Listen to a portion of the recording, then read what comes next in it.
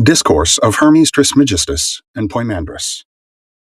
Once, when thought came to me of the things that are, and my thinking soared high, and my bodily senses were restrained, like someone heavy with sleep from too much eating or toil of the body, an enormous being completely unbounded in size seemed to appear to me, and call my name, and say to me, "What do you want to hear and see? What do you want to learn and know from your understanding?" "Who are you?" I asked. "I am Poimandrus," he said, "mind of sovereignty. I know what you want, and I am with you everywhere." I said, "I wish to learn about the things that are, to understand their nature and to know God. How much I want to hear," I said. Then he said to me, "Keep in mind all that you wish to learn, and I will teach you." Saying this, he changed his appearance, and in an instant everything was immediately opened to me. I saw an endless vision in which everything became light, clear, and joyful, and in seeing the vision I came to love it. After a little while, darkness arose separately and descended, fearful and gloomy, coiling sinuously so that it looked to me like a snake. Then the darkness changed into something of a watery nature, indescribably agitated and smoking like a fire. It produced an unspeakable wailing roar. Then an inarticulate cry, like the voice of fire, came forth from it.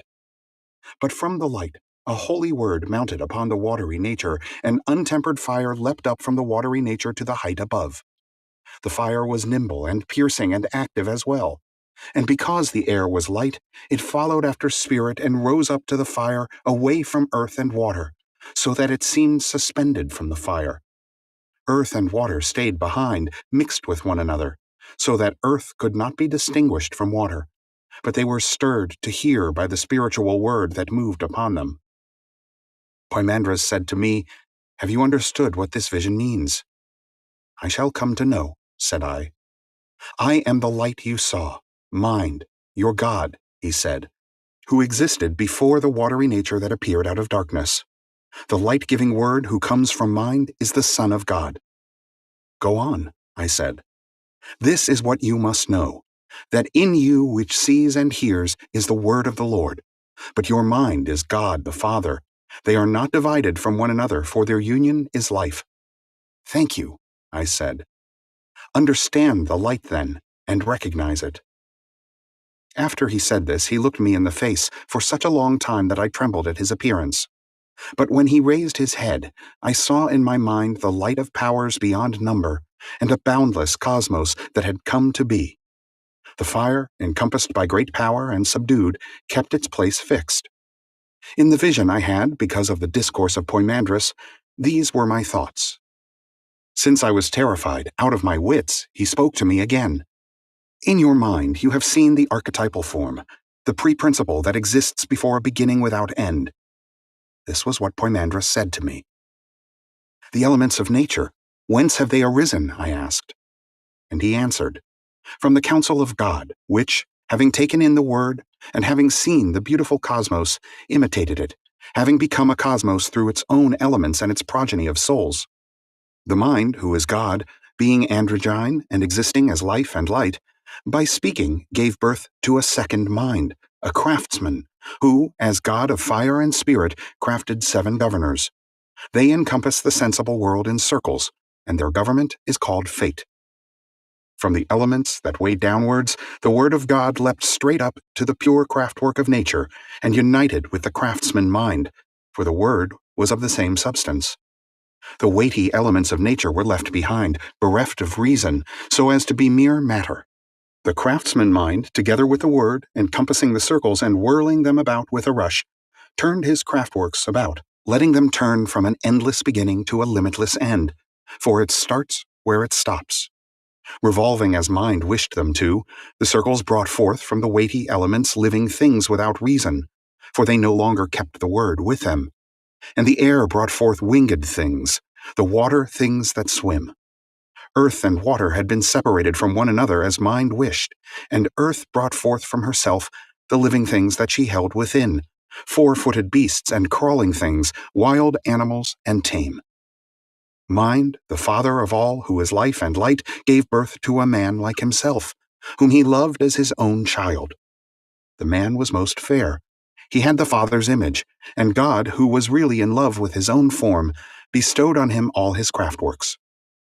And after the man had observed what the craftsman had created with the Father's help, he also wished to make some craftwork, and the Father agreed to this. Entering the craftsman's sphere, where he was to have all authority, the man observed his brother's craftworks. The governors loved the man, and each gave a share of his own order. Learning well their essence and sharing in their nature, the man wished to break through the circumference of the circles to observe the rule of the one given power over the fire.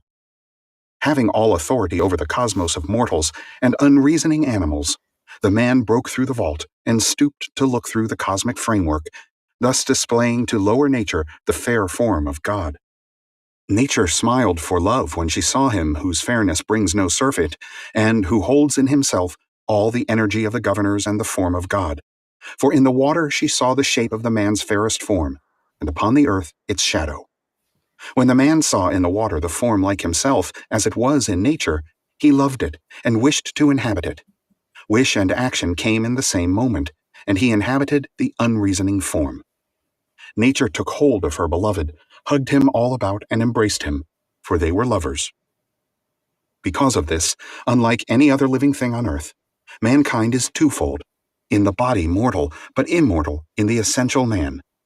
Even though he is immortal and has authority over all things, mankind is affected by mortality because he is subject to fate.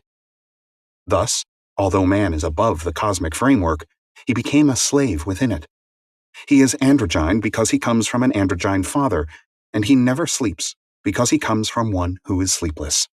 Yet love and sleep are his masters.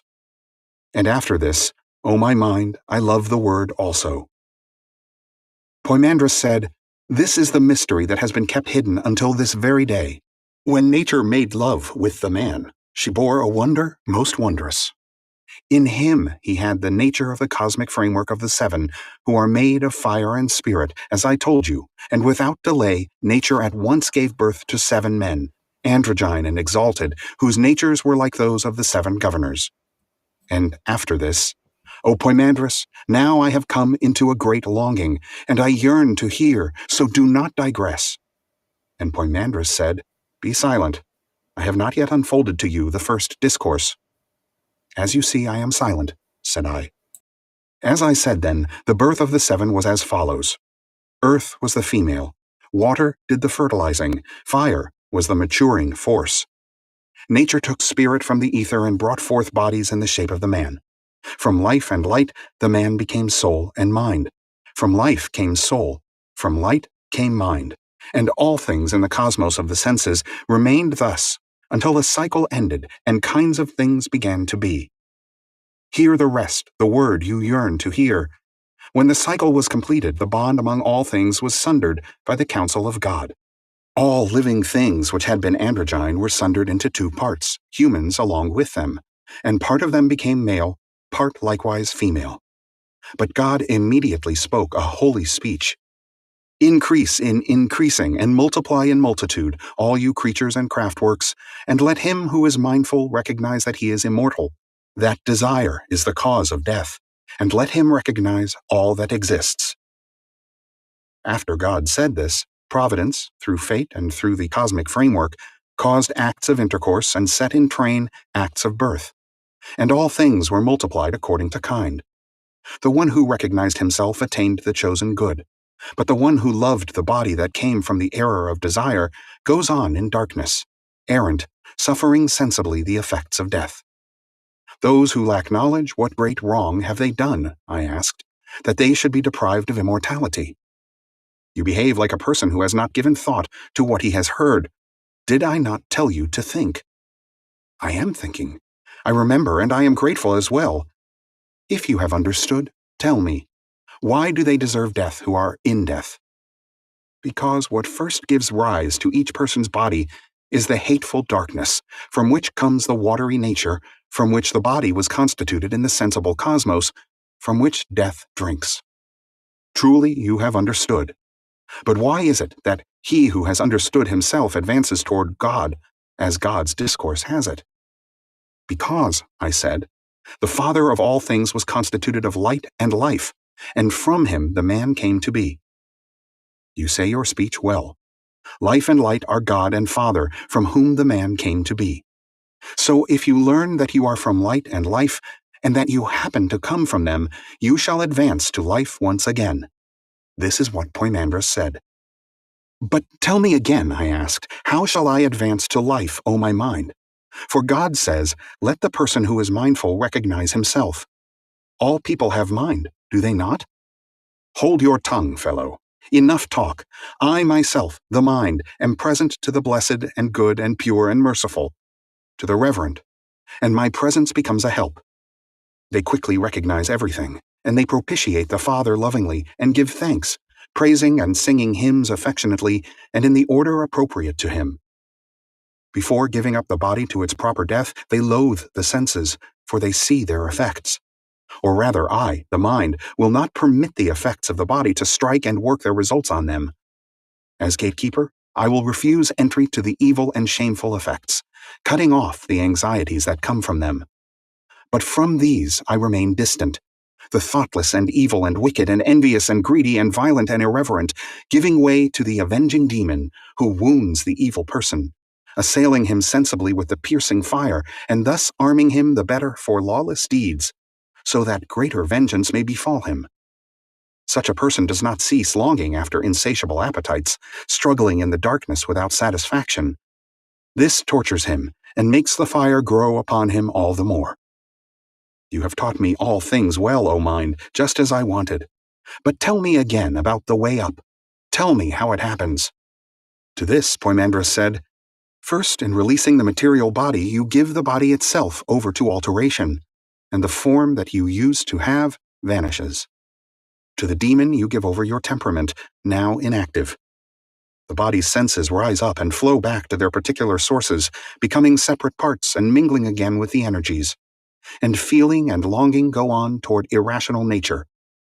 Thence the human being rushes up through the cosmic framework, at the first zone surrendering the energy of increase and decrease, at the second evil machination, a device now inactive, at the third the illusion of longing, now inactive, at the fourth the ruler's arrogance, now freed of excess, at the fifth unholy presumption and daring recklessness, at the sixth the evil impulses that come from wealth, now inactive, and at the seventh zone the deceit that lies in ambush. And then, stripped of the effects of the cosmic framework, the human enters the region of the Ogdod. He has his own proper power, and along with the blessed he hymns the Father. Those present there rejoice together in his presence, and having become like his companions, he also hears certain powers that exist beyond the Ogdoaic region, and hymn God with sweet voice. They rise up to the Father in order, and surrender themselves to the powers, and, having become powers, they enter into God. This is the final good for those who have received knowledge, to be made God. Why do you still delay? Having learned all this, should you not become guide to the worthy, so that through you the human race might be saved by God? As he was saying this to me, Poimandres joined with the powers. Then he sent me forth, empowered and instructed on the nature of the universe and on the supreme vision, after I had given thanks to the Father of all and praised him. And I began proclaiming to mankind the beauty of reverence and knowledge. People, earth-born men, you who have surrendered yourselves to drunkenness and sleep and ignorance of God, make yourselves sober and end your drunken sickness, for you are bewitched in unreasoning sleep. When they heard, they gathered round with one accord, and I said, why have you surrendered yourselves to death, earth-born men, since you have the right to share in immortality? You who have journeyed with error, who have partnered with ignorance, think again. Escape the shadowy light, leave corruption behind, and take a share in immortality. Some of them who had surrendered themselves to the way of death resumed their mocking and withdrew, while those who desired to be taught cast themselves at my feet. Having made them rise, I became guide to my race, teaching them the words, how to be saved and in what manner. And I sowed the words of wisdom among them, and they were nourished from the ambrosial water.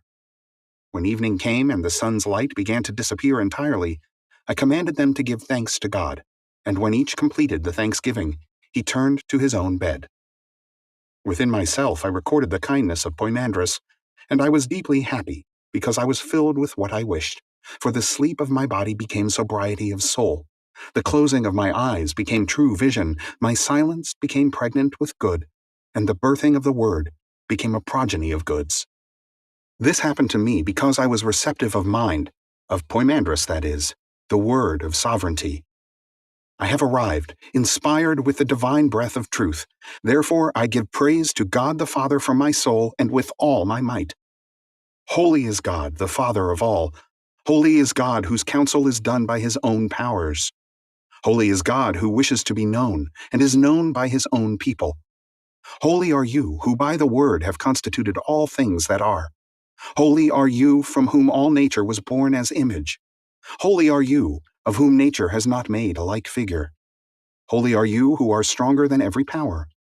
Holy are you who surpass every excellence. Holy are you, mightier than praises. You whom we address in silence, the unspeakable, the unsayable, accept pure speech offerings from a heart and soul that reach up to you. Grant my request not to fail in the knowledge that befits our essence. Give me power, and with this gift I shall enlighten those who are in ignorance, brothers of my race, but your sons. Thus I believe and I bear witness. I advance to life and light. Blessed are you, Father. He who is your man wishes to join you in the work of sanctification, since you have provided him all authority. 2. Is it not true, Asclepius, that everything moved is moved in something and by something? Certainly. But isn't it necessary for that in which something is moved to be larger than the moved? It is necessary. So then the mover is stronger than the moved. Stronger indeed. And that in which something is moved must necessarily have a nature contrary to that of the moved? Yes, entirely so. This cosmos is large, then, and no body is larger. Agreed. And is it densely packed? For it has been filled with many other large bodies, or rather, with all the bodies that exist. So it is. But is the cosmos a body? A body, yes. And a moved body? Certainly. The place in which it moves, then, how large must it be, and what is its nature? Is it not larger by far so as to sustain continuity of motion and not hold back its movement, lest the moved be crowded and confined? It must be something truly enormous, Trismegistus. What is its nature? It will be of a contrary nature, Asclepius, no? But the nature contrary to body is the incorporeal. Agreed. Place is incorporeal, then, but the incorporeal is either divine or else it is God. By divine, I mean here the unbegotten, not the begotten. If it is divine, it is something essential, but if it is God, it comes to be even without essence. Otherwise, it is something intelligible, and this is why. For us, God is the foremost intelligible entity, but not so for God himself. What is intelligible falls within the awareness of one who thinks of it. Thus, for himself, God is not intelligible, because he is not something distinct from the object of his thought. In other words, so as to be an object of thought for himself. For us, however, he is something distinct. Hence, he is an object of thought for us. But if place is intelligible, it is intelligible not as God, but as place. And if it were intelligible as God, it would be regarded so not as place, but as energy capable of containing. Yet everything moved is moved not in something moved, but in something at rest. And the mover is also at rest, unable to be moved conjointly. How then, O Trismegistus, are the things of this world moved conjointly with their movers? You have said that the planetary spheres are moved by the spheres of the fixed. This motion, Asclepius, is not conjoint but opposed, for the spheres are not moved in the same way. They move contrary to one another, and the contrariety keeps the motion balanced through opposition. Resistance is the stilling of motion. Since the planetary spheres are moved contrarily to the fixed, by a contrary encounter with them, they are moved because of their balance in relation to the contrariety itself. It cannot be otherwise. For example, those bears that you see neither setting nor rising but turning about the same point, do you think they are moved or at rest? They are moved, Trismegistus. What sort of motion, Asclepius? Motion revolving about the same points. Revolution is the same thing as motion about the same point that is held in place by immobility. Going around it prevents going beyond it. But when the going beyond is prevented, there is resistance to the going around, and thus the contrary motion remains constant, stabilized by the contrariety. I will give you an example here on earth, one that your eyes can see. As they swim, observe mortal living things, those like a human, I mean.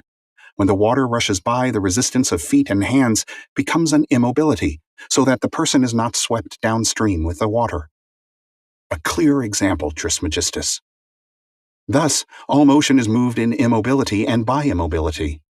And it happens that the motion of the cosmos and of every living thing made of matter is produced not by things outside the body, but by those within it acting upon the outside, by intelligible entities, either soul or spirit or something else incorporeal.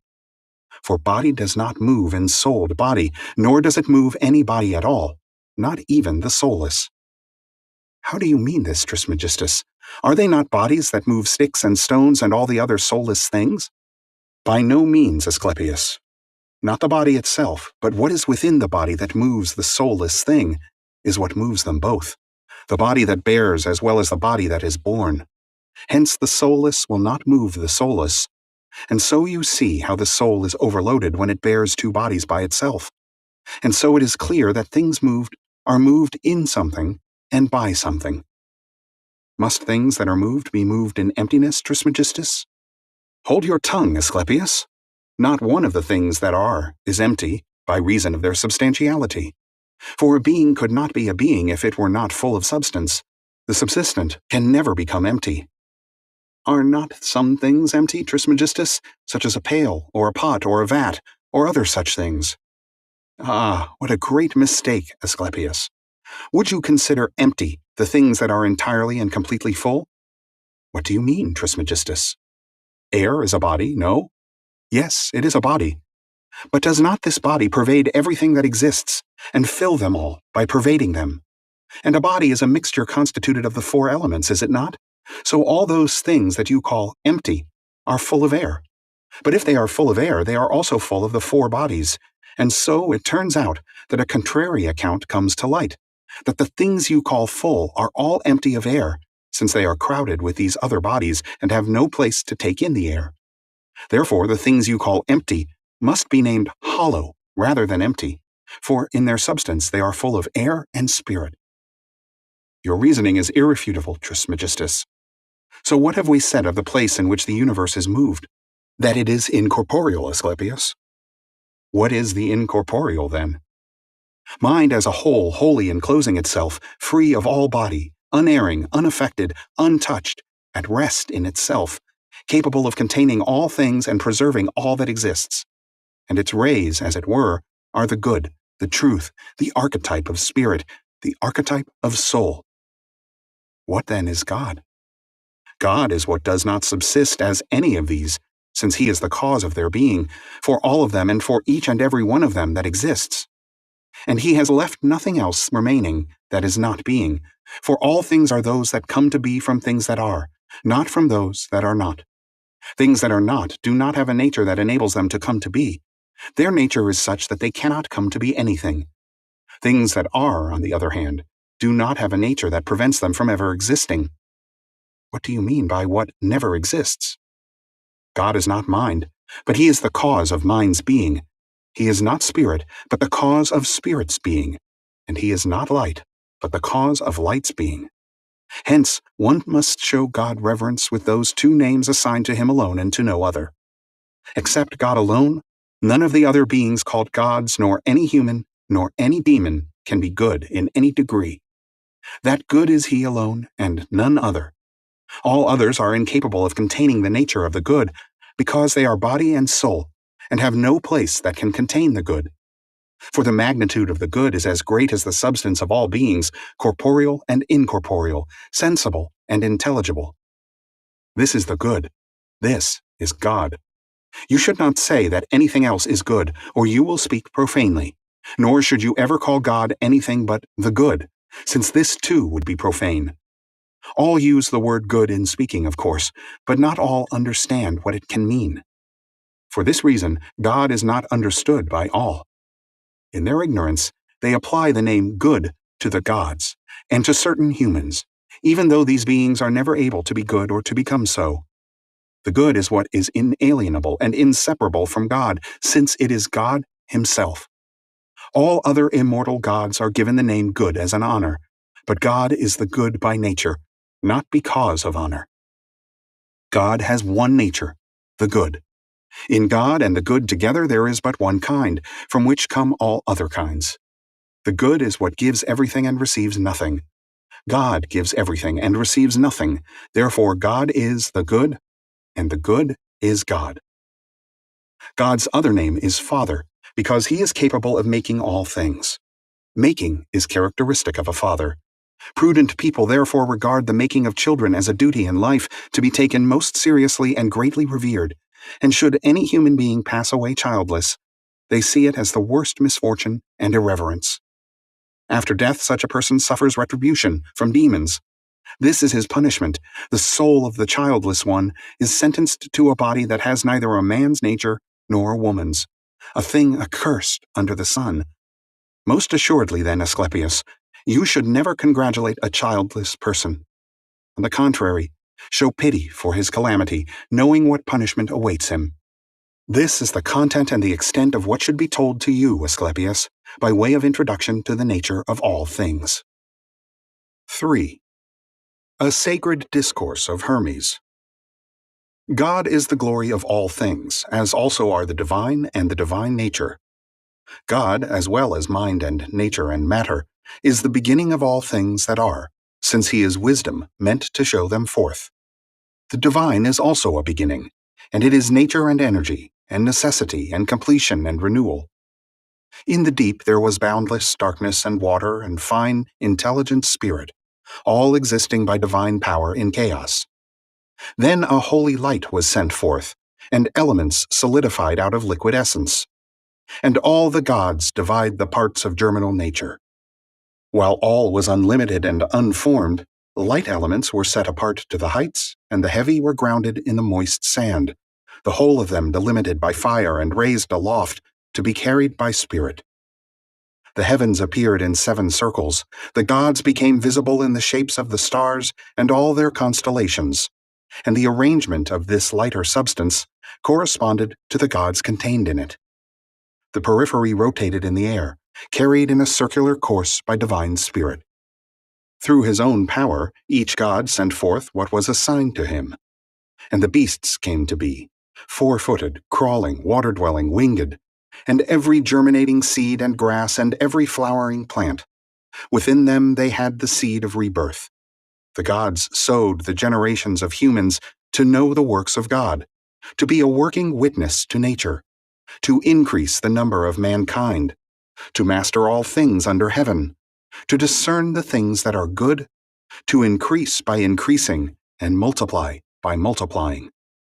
And through the wonder-working course of the cycling gods, they created every soul incarnate to contemplate heaven, the course of the heavenly gods, the works of God, and the working of nature, to examine things that are good, to know divine power, to know the whirling changes of fair and foul, and to discover every means of working skillfully with things that are good.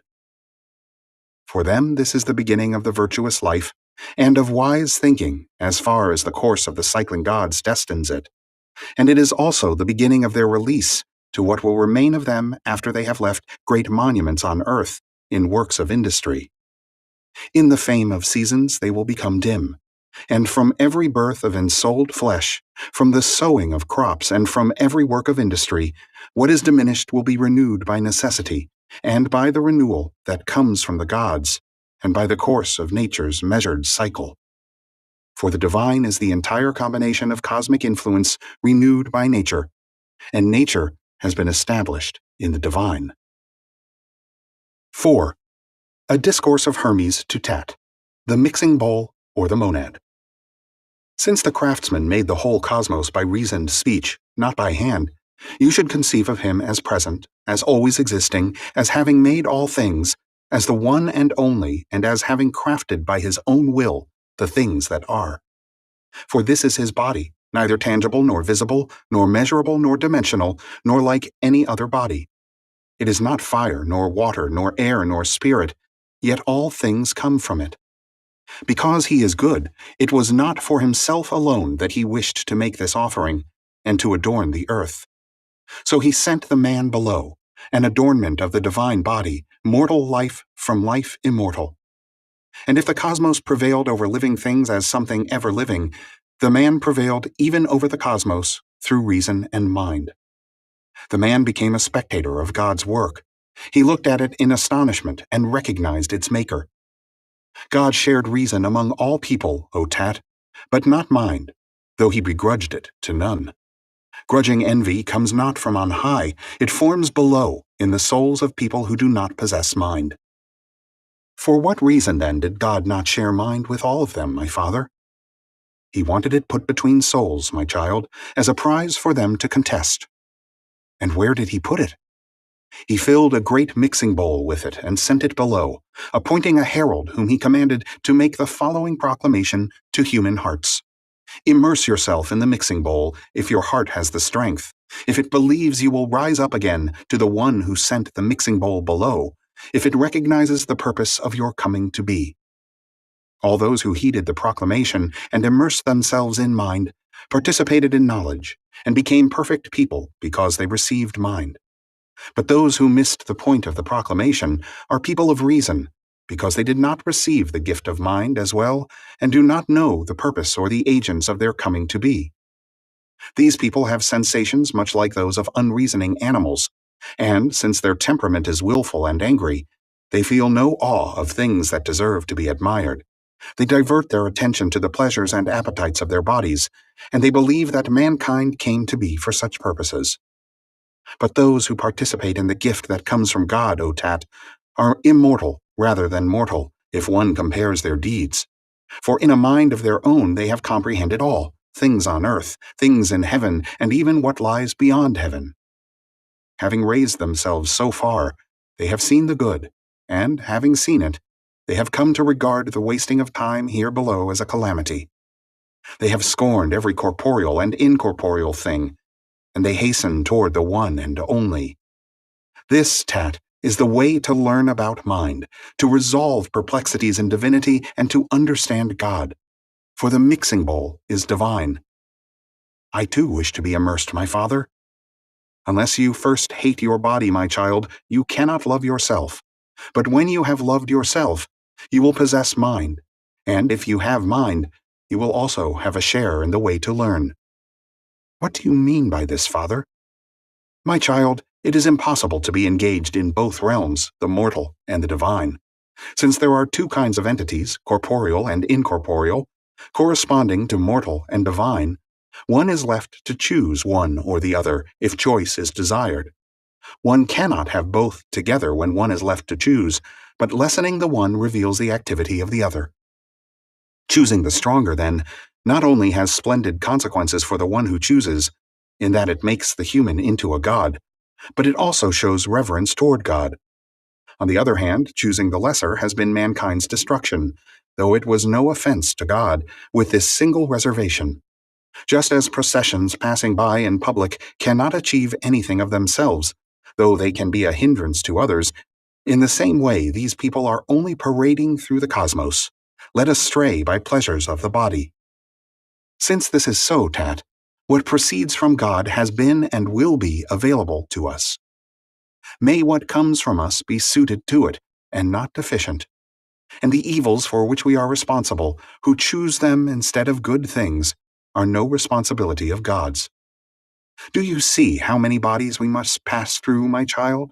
How many troops of demons, cosmic connections, and stellar circuits, in order to hasten toward the one and only? For the good is untraversable, infinite and unending. It is also without beginning, but to us it seems to have a beginning, our knowledge of it. Thus knowledge is not a beginning of the good, but it furnishes us the beginning of the good that will be known. So let us seize this beginning and travel with all speed, for the path is very crooked that leaves familiar things of the present to return to primordial things of old. Visible things delight us, but the invisible cause mistrust. Bad things are the more open to sight, but the good is invisible to what can be seen. For the good has neither shape nor outline. This is why it is like itself, but unlike all others, For the bodiless cannot be visible to body. This is the difference between like and unlike, and the deficiency in the unlike with respect to the like. The monad, because it is the beginning and root of all things, is in them all as root and beginning. Without a beginning there is nothing, and a beginning comes from nothing except itself if it is the beginning of other things. Because it is a beginning, then, the monad contains every number, is contained by none, and generates every number without being generated by any other number. But everything generated is imperfect and divisible, subject to increase and decrease. None of this happens to what is perfect, and what can be increased takes its increase from the monad, but it is defeated by its own weakness, no longer able to make room for the monad. Such then, Tat, is God's image, as best I have been able to sketch it for you. If your vision of it is sharp, and you understand it with the eyes of your heart, believe me, child, you shall discover the road that leads above, or, rather, the image itself will show you the way. For the vision of it has a special property. It takes hold of those who have had the vision and draws them up, just as the magnet stone draws iron, so they say. 5. A discourse of Hermes to Tat, his son, that God is invisible and entirely visible. This discourse I shall also deliver to you in full, O Tat, lest you go uninitiated in the mysteries of the God who is greater than any name. You must understand how something that seems invisible to the multitude will become entirely visible to you. Actually, if it were not invisible, it would not always be. Everything seen has been begotten because at some point it came to be seen. But the invisible always is, and because it always is, it does not need to come to be seen. Also, while remaining invisible because it always is, it makes all other things visible. The very entity that makes visibility does not make itself visible. What begets is not itself begotten. What presents images of everything is not present to the imagination. For there is imagination only of things begotten. Coming to be is nothing but imagination. Clearly, the one who alone is unbegotten is also unimagined and invisible. But in presenting images of all things, he is seen through all of them and in all of them. He is seen especially by those whom he wished to see him.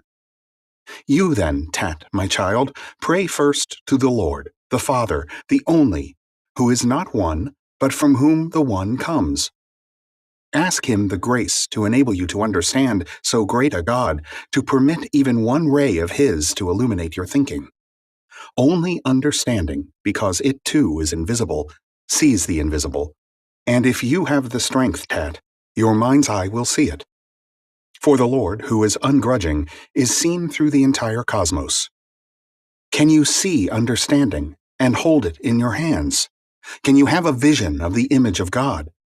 If what is in you is also invisible to you, how will God reveal his inner self to you through the eyes? If you want to see God, consider the sun, consider the circuit of the moon, consider the order of the stars. Who keeps this order? For every order is bounded in number and in place. The sun, the greatest god of those in heaven, to whom all heavenly gods submit as to a king and ruler, this sun, so very great, larger than earth and sea, allows stars smaller than him to circle above him. To whom does he defer, my child? Whom does he fear? Does not each of these stars in heaven make the same circuit or a similar one? Who determined the direction and the size of the circuit for each of them? Who owns this instrument, this bear, the one that turns around itself and carries the whole cosmos with it? Who sets limits to the sea? Who settled the earth in place? There is someone, Tat, who is maker and master of all this. Without someone to make them, neither place nor number nor measure could have been maintained. Everything that is an order has been made. Only something placeless and measureless can be not made. But even this does not lack a master, my child. Even if the unordered is deficient, that is, in that it does not retain the character of order, it is still subject to a master who has not yet imposed order on it. Would that you could grow wings and fly up into the air, lifted between earth and heaven to see the solid earth, the fluid sea, the streaming rivers, the pliant air, the piercing fire, the coursing stars, and heaven speeding on its axis about the same points. Oh, this is a most happy sight to see, my child, to have a vision of all these in a single instant, to see the motionless set in motion, and the invisible made visible through the things that it makes. This is the order of the cosmos, and this is the cosmos of order. If you wish also to see the vision through mortal things on earth and in the deep, my child, consider how the human being is crafted in the womb. Examine the skill of the craftwork carefully, and learn who it is that crafts this beautiful, godlike image of mankind. Who traced the line round the eyes? Who pierced the holes for nostrils and ears? Who opened up the mouth? Who stretched out the sinews and tied them down? Who made channels for the veins? Who hardened the bones? Who drew skin over the flesh? Who parted the fingers? Who flattened the bottoms of the feet? Who cut passages for the pores? Who stretched out the spleen? Who made the heart in the form of a pyramid? Who joined the ribs together? Who flattened the liver? Who hollowed out the lungs? Who made the belly spacious? Who set the most honored parts in relief to make them visible, but hid the shameful parts away? See how many skills have been applied to the same single material, how many labors within the compass of a single work, all of them exquisite things, all finely measured, yet all different. Who made them all? What sort of mother or what sort of father, if not the invisible God, who crafted them all by his own will? No one claims that a statue or a picture has been produced unless there is a sculptor or a painter. Has this craftwork been produced without a craftsman then? Oh, how full of blindness, how full of irreverence, how full of ignorance! Tat, my child, never deprive the craftworks of their craftsman. Or rather, he is stronger even than a name used of God, so great is the Father of all. Surely it is he alone whose work it is to be a father. If you force me to say something still more daring, it is his essence to be pregnant with all things, and to make them. As it is impossible for anything to be produced without a maker, so also is it impossible for this maker not to exist always, unless he is always making everything in heaven, in the air, on earth, in the deep, in every part of the cosmos, in every part of the universe, in what is and in what is not. For there is nothing in all the cosmos that he is not. He is himself the things that are, and those that are not. Those that are he has made visible. Those that are not he holds within him. This is the God who is greater than any name. This is the God invisible and entirely visible. This God who is evident to the eyes may be seen in the mind. He is bodiless and many-bodied, or rather, he is all-bodied. There is nothing that he is not, for he also is all that is, and this is why he has all names, because they are of one Father, and this is why he has no name, because he is Father of them all. Who may praise you, then, acting on your behalf or according to your purpose? And where shall I look to praise you? Above, below, within, without? For there is no direction about you, nor place, nor any other being. All is within you. All comes from you. You give everything and take nothing, for you have it all, and there is nothing that you do not have. When shall I sing a hymn to you? One cannot detect in you time or season. For what shall I sing the hymn? For what you have made, or what you have not made? For what you have made visible, or what you have kept hidden? And wherefore shall I sing the hymn to you? For being something that is part of me, or has a special property, or is something apart. For you are whatever I am. You are whatever I make. You are whatever I say. You are everything, and there is nothing else. What is not, you are as well. You are all that has come to be. You are what has not come to be. You are the mind who understands, the Father who makes his craftwork, the God who acts, and the good who makes all things. The matter composed of the finest particles is air, but air is soul. Soul is mind, and mind is God. 6. That the good is in God alone, and nowhere else. The good, Asclepius, is in nothing except in God alone, or rather, God himself is always the good. If this is so, the good must be the substance of all motion and generation, for nothing is abandoned by it. But this substance has an energy about it that stays at rest, that has no lack and no excess, that is perfectly complete, a source of supply, present in the beginning of all things. When I say that what supplies everything is good, I also mean that it is wholly and always good. Yet this good belongs to nothing else except to God alone. God lacks for nothing, to become evil in longing to possess it. Nothing that exists can be lost to him, to cause him grief in losing it, for grief is a part of vice. Nothing is stronger than God, to make an adversary of him, nor does he have a companion to give him injury. Nothing is more beautiful to cause desire in him. Nothing is unheeding of him, to make him angry, and nothing is wiser to make him jealous. Since none of these qualities belongs to the substance, what remains but the good alone?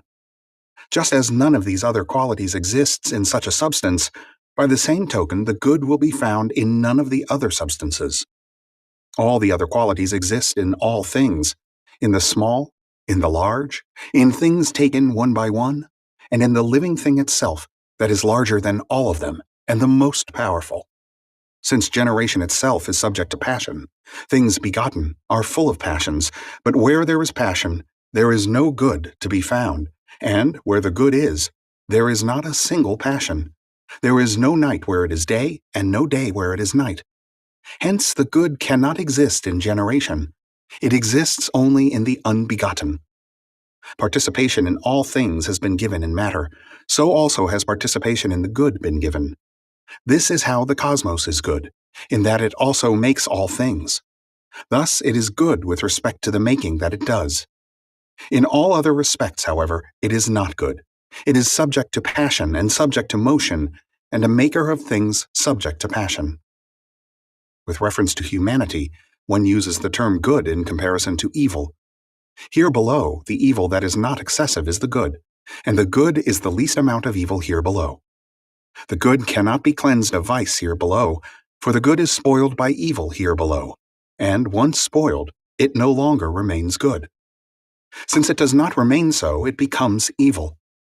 The good is in God alone, then, or God himself is the good. Therefore, Asclepius, only the name of the good exists among mankind, never the fact. It cannot exist here.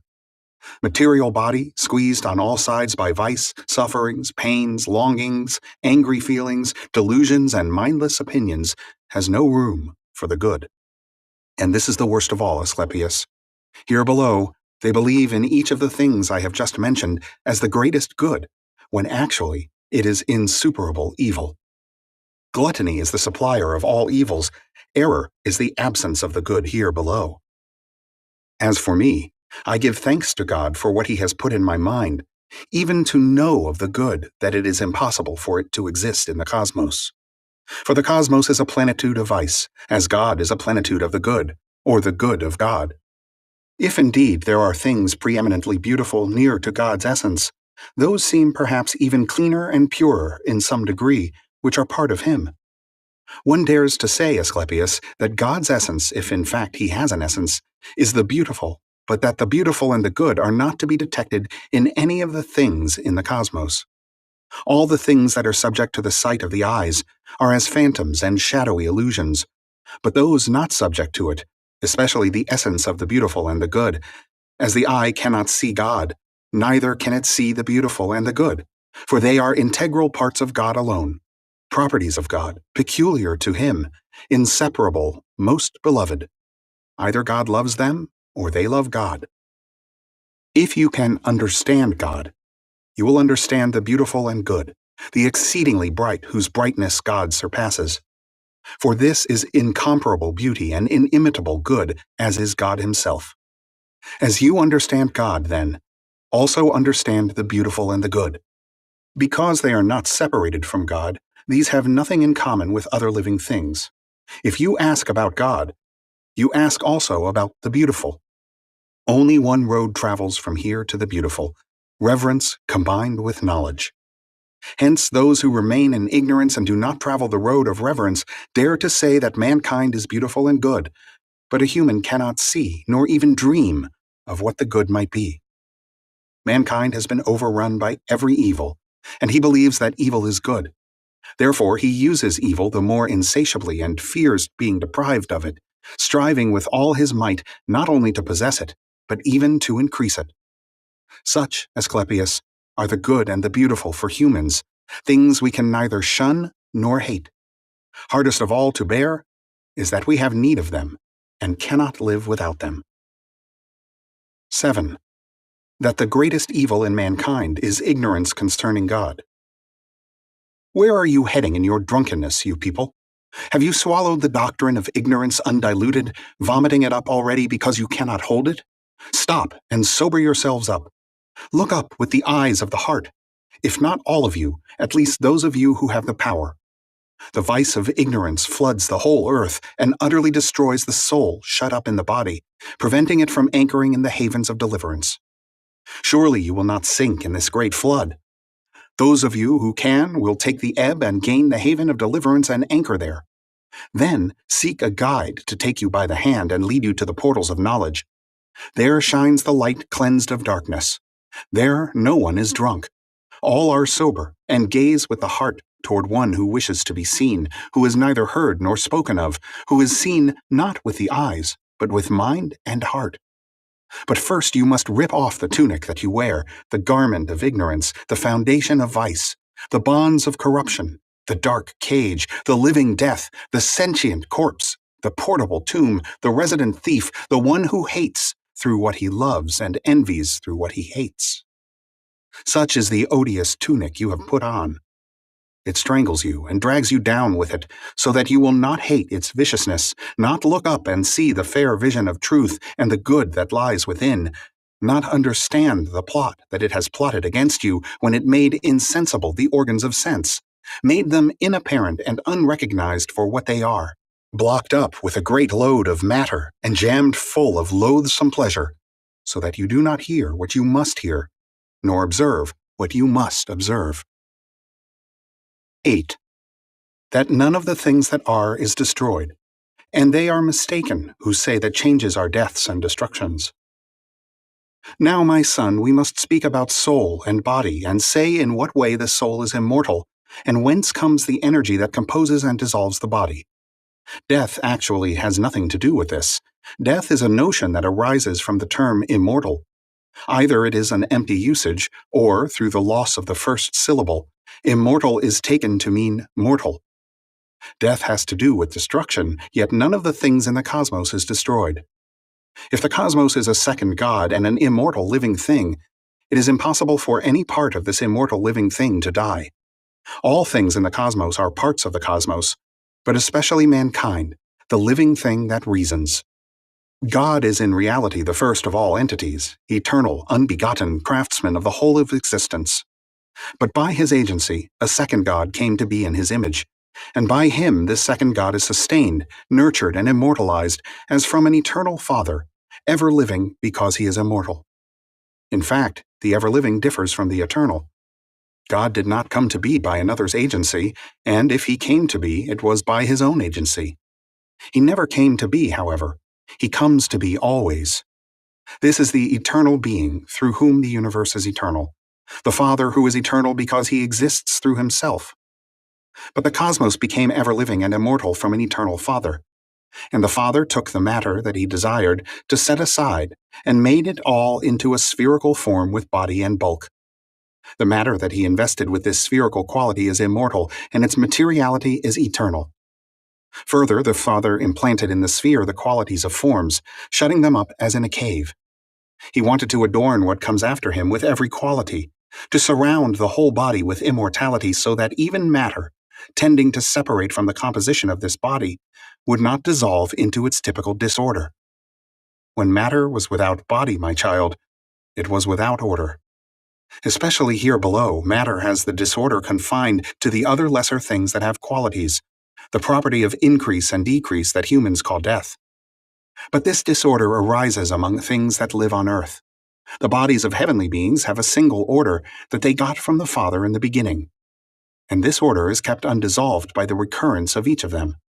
The recurrence of earthly bodies, by contrast, is the dissolution of their composition, and this dissolution causes them to recur as undissolved bodies, immortal in other words. Thus arises a loss of awareness, but not a destruction of bodies. According to the Father's will, and unlike other living things on earth, mankind, the third living thing, came to be in the image of the cosmos, possessing mind as well as a relation not only of sympathy with the second God, but also of thought with the first God. For they have perception of the former God as of a body, but they take thought of the latter as of a mind without body, as of the good. Does this living thing not perish then? Hold your tongue, my child, and understand what God is, what the cosmos is, what an immortal living thing is, what a dissoluble living thing is, and understand that the cosmos was made by God and is in God, but that mankind was made by the cosmos and is in the cosmos. Understand that God begins, contains, and composes all things. 9. On understanding and sensation, that the beautiful and good are in God alone and nowhere else. Yesterday, Asclepius, I delivered the perfect discourse, and now I think that it needs a sequel, an exposition of the discourse on sensation. Apparently, there is a difference between sensation and understanding, the former being material and the latter essential. To me, however, the two appear to be combined, not separate. In humans, I mean. For in other living things, sensation is combined with the natural character, but in humans, understanding is combined with it as well. Mind differs from understanding as much as God differs from divinity.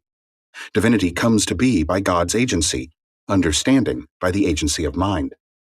Understanding is the sister of reasoned speech, or each is the other's instrument. There is no utterance of reasoned speech without understanding, nor is there evidence of understanding without reasoned speech. Both sensation and understanding flow together into humans, intertwined with one another, as it were. For without sensation it is impossible to understand, and without understanding it is impossible to have sensation. Can understanding be understood without sensation, however, in the way that one pictures images when dreaming?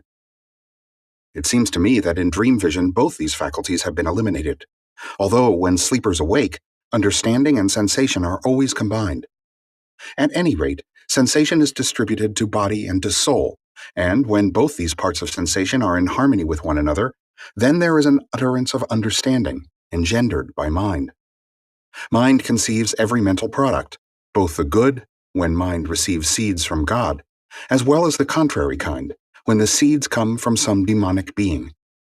Unless it is illuminated by God, no part of the cosmos is without a demon that steals into the mind to sow the seed of its own energy. And what has been sown, the mind conceives.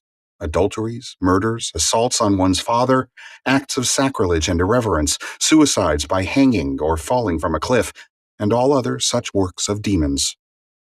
Few seeds come from God, but they are potent and beautiful and good. Virtue, moderation, and reverence. Reverence is knowledge of God, and one who has come to know God, filled with all good things, has thoughts that are divine, and not like those of the multitude. This is why those who are in knowledge do not please the multitude, nor does the multitude please them. They appear to be mad, and they bring ridicule on themselves. They are hated and scorned, and perhaps they may even be murdered. As I have said, vice must dwell here below, since this is its native land. The earth is its native land, not the cosmos, as some will blasphemously claim. The God-fearing person, at least, will withstand all this, because he is aware of knowledge. For all things are good to such a person, even things that others find evil. If they lay plots against him, he refers it all to knowledge, and he alone makes evil into good. I return again to the discourse on sensation. For sensation to have a share in understanding is human, but as I said before, not every person enjoys understanding. One will be a material, another an essential person. As I mentioned, material people surrounded by vice get the seed of their understanding from the demons, but God saves those who, in their essence, are surrounded by good. God, craftsman of all things, makes all things like himself in crafting them, but these things that begin as good come to differ in their use of energy. The motion of the cosmos, as it grinds away, produces generations of different kinds. Some it soils with vice, others it cleanses with the good. For the cosmos has its own sensation and understanding, Asclepius, not like the human, not diverse, but far stronger and simpler. The sole sensation and understanding in the cosmos is to make all things, and unmake them into itself again, an instrument of God's will. In reality, God made the instrument to make all things actively in itself, taking under its protection the seeds it has received from God. In dissolving all things, the cosmos renews them, and when things have been dissolved in this way, the cosmos, like life's good farmer, offers them renewal through the same process of change that moves the cosmos. There is nothing that is not a product of the cosmic fecundity. In moving, it makes all things live, and it is at once the location and the craftsman of life. All bodies come from matter, but in different ways. Some come from earth, some from water, some from air, and some from fire. All are composite bodies, some of them more strongly so, and some are simpler. The more strongly composite are the heavier bodies, those less so are the lighter. The rapid motion of the cosmos produces diversity in causing generations of different kinds. When the cosmos breathes most frequently, it offers qualities to bodies, and their plentitude is one thing only: life. Thus God is father of the cosmos, but the cosmos is father of the things in the cosmos. The cosmos is the son of God, and the things in the cosmos are made by the cosmos. It is rightly called cosmos, or arrangement, for it arranges all things in the diversity of generation, in the ceaselessness of life, in the tirelessness of activity, in the rapidity of necessity, in the associability of the elements, and in the order of things that come to be. That it should be called an arrangement, then, is necessary and fitting. Therefore, in all living things, sensation and understanding enter from outside, breathed into things by the atmosphere. But the cosmos got them once and for all when it came to be, and having got them, it keeps them by God's agency. God is not without sensation and understanding, though some would have it so, committing blasphemy in an excess of piety. For all things that exist are in God, Asclepius. They have come to be by God's agency, and they depend from on high, some of them acting through bodies, others moving through psychic substance, or making life through spirit, or taking in the spent remains, which is as it should be. Or rather, to let the truth be shown, I should say that God does not contain these things. He is all of them. So he does not acquire them as something added from outside, but gives them freely to the outside. And this is God's sensation and understanding, always moving everything. The time will never come when any of the things that are will be abandoned. When I speak of the things that are, I speak of God. For God holds within him the things that are. None are outside of him, and he is outside of none. If you are mindful, Asclepius, these things should seem true to you, but they will be beyond belief if you have no knowledge. To understand is to believe, and not to believe is not to understand. Reasoned discourse does not get to the truth, but mind is powerful, and, when it has been guided by reason up to a point, it has the means to get as far as the truth. After mind had considered all this carefully and had discovered that all of it is in harmony with the discoveries of reason, it came to believe, and in this beautiful belief it found rest. By an act of God, then, those who have understood find what I have been saying believable, but those who have not understood do not find it believable. Let this much be told about understanding and sensation. 10. Discourse of Hermes Trismegistus, the key. Yesterday's discourse, Asclepius, I entrusted to you. It is right that I entrust today's to Tat, since it is a summary of the general discourses delivered to him. Therefore, O Tat, God the Father and the Good have the same nature, or rather activity. Nature is the term for growth and increase, which apply to things that change and move, while activity applies also to the unmoved, to the divine, that is, in which he himself wishes to include the human. Elsewhere we have taught about divine as well as human activities, which one must now understand in the same sense as on those other occasions. God's activity is will, and his essence is to will all things to be. For what are God the Father and the Good but the being of all things, and of things that are no longer, at least the very substance of their existence? This is God, this is the Father, this is the good, to whom nothing else belongs. For the cosmos, as also the sun, is itself the father of things that exist by participation. But for living things it is not also, equally with God, the cause of the good, nor of life. But if it is the cause, it is in any event entirely constrained by the good will, without which nothing can be or come to be. The Father, receiving the appetite for the good by way of the Son, causes the begetting and rearing of his children, for the good is the principle of making. But the good can come to be in none other than him alone, who receives nothing, but wills all things to be. I will not say who makes, Tat, for much of the time one who makes is wanting both in quality and quantity, in that sometimes he makes and sometimes not. Now he makes this kind and this many, now the opposite. But God the Father is the good, in that he wills all things to be. So it is then for one who can see. For God also wishes this seeing to happen, and it happens for him too, and chiefly, and all else happens because of it. For being recognized is characteristic of the good. This is the good, Tat. You have filled us with a vision, Father, which is good and very beautiful, and my mind's eye is almost blinded in such a vision. Yes, but the vision of the good is not like the ray of the sun, which, because it is fiery, dazzles the eyes with light and makes them shut.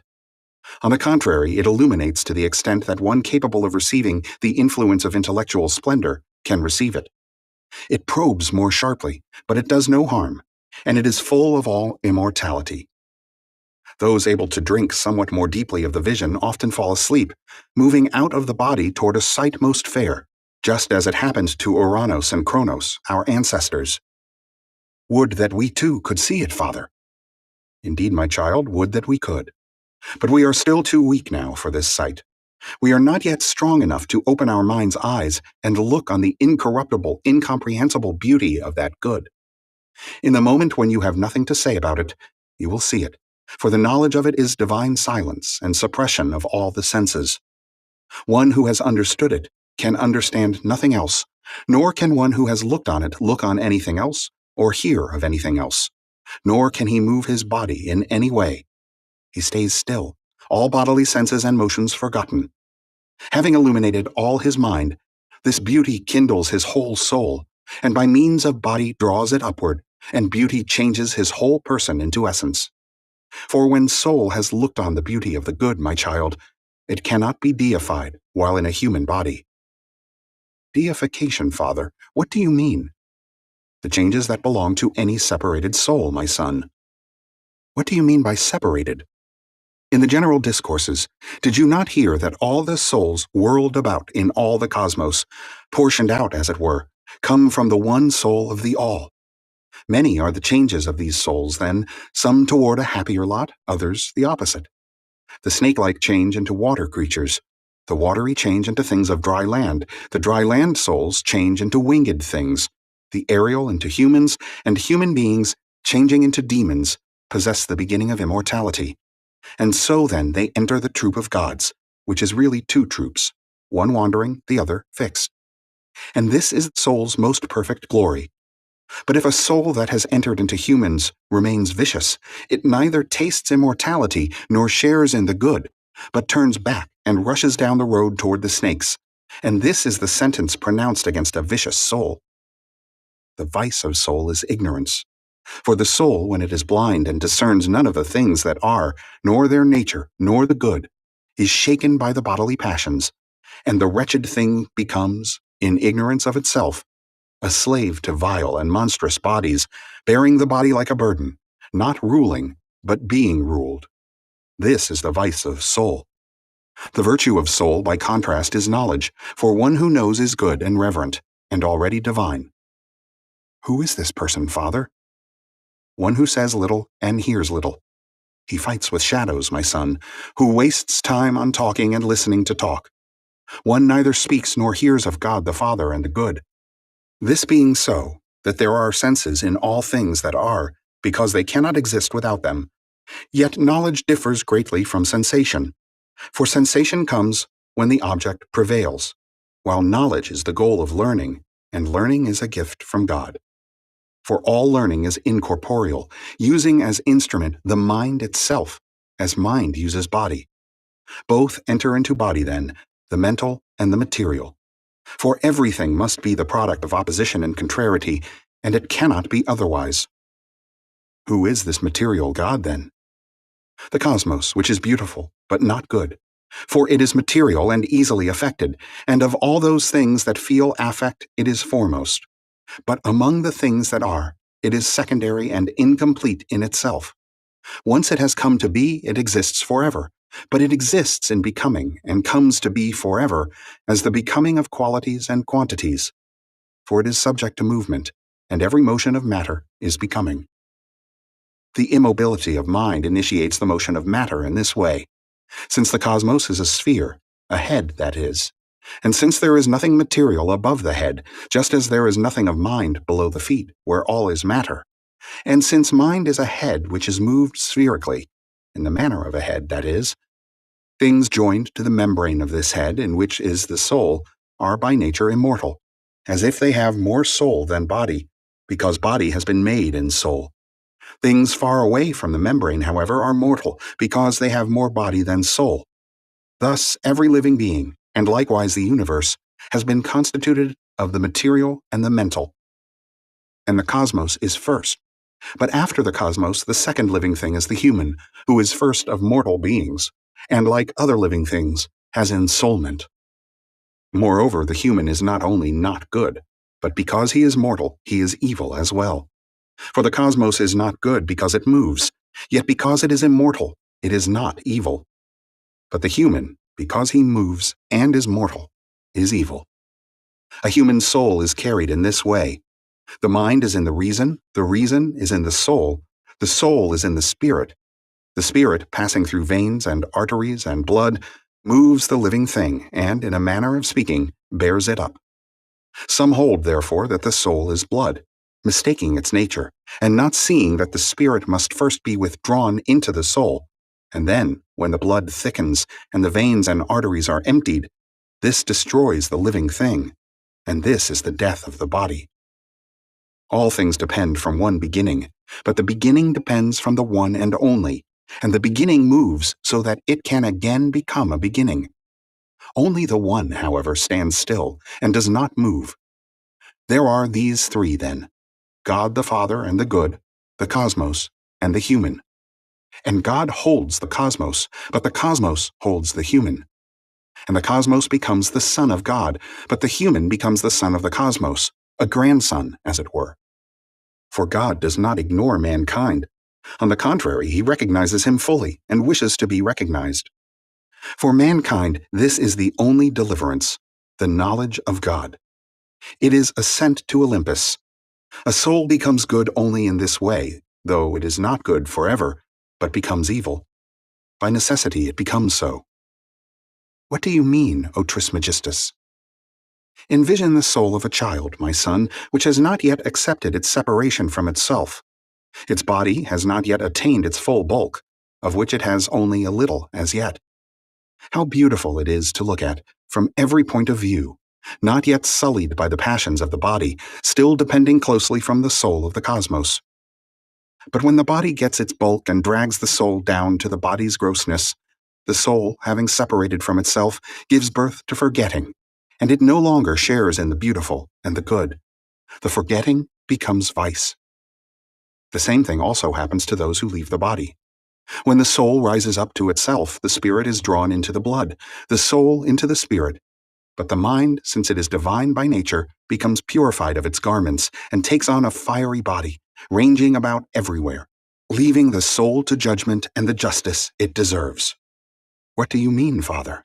How is mind parted from soul, and soul from spirit, when you say that soul is the garment of the mind, and spirit the garment of the soul? The hearer must be of one mind with the speaker, my son, and of one spirit as well. He must have hearing quicker than the speech of the speaker. In an earthy body occurs the combining of these garments, my son, for the mind cannot seat itself alone and naked in an earthy body. The earthy body cannot support so great an immortality, nor can so great a dignity endure defiling contact with a body subject to passion.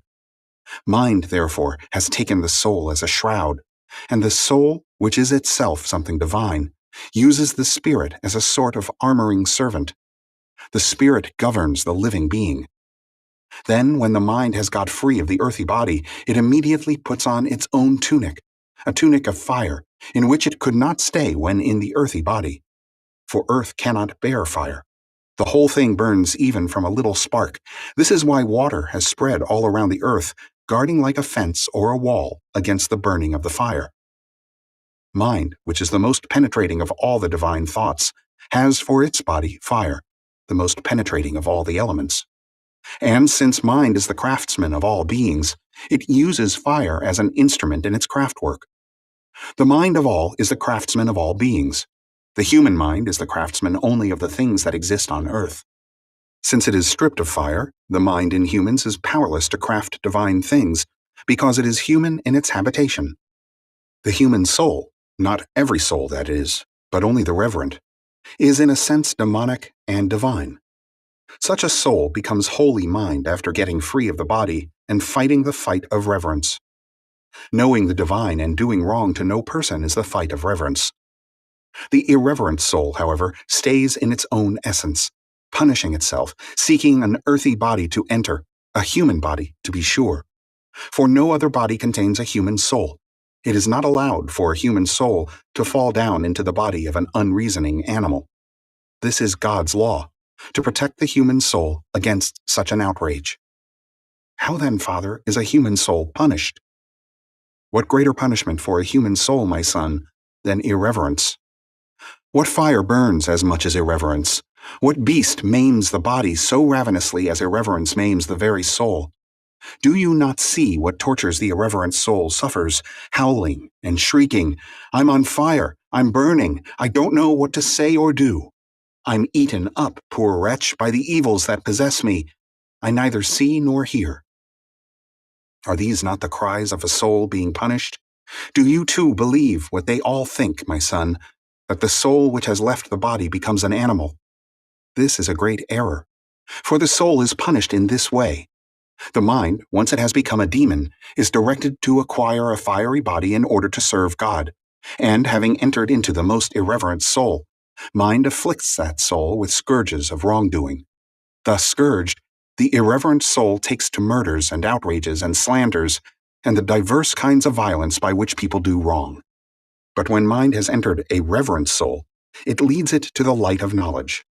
Such a soul as this never has its fill of hymning and praising, always blessing all people and doing them good in every deed and word, in memory of its Father. Therefore, my child, one who gives thanks to God must pray to acquire a good mind. The soul can then pass over into something greater, but not into any lesser thing. There is a community of souls. The souls of the gods commune with souls of humans, those of humans with souls of unreasoning things. The greater take charge of the lesser, gods of humans, humans of living things without reason, and God takes charge of them all. For he is greater than all of them, and all are less than he.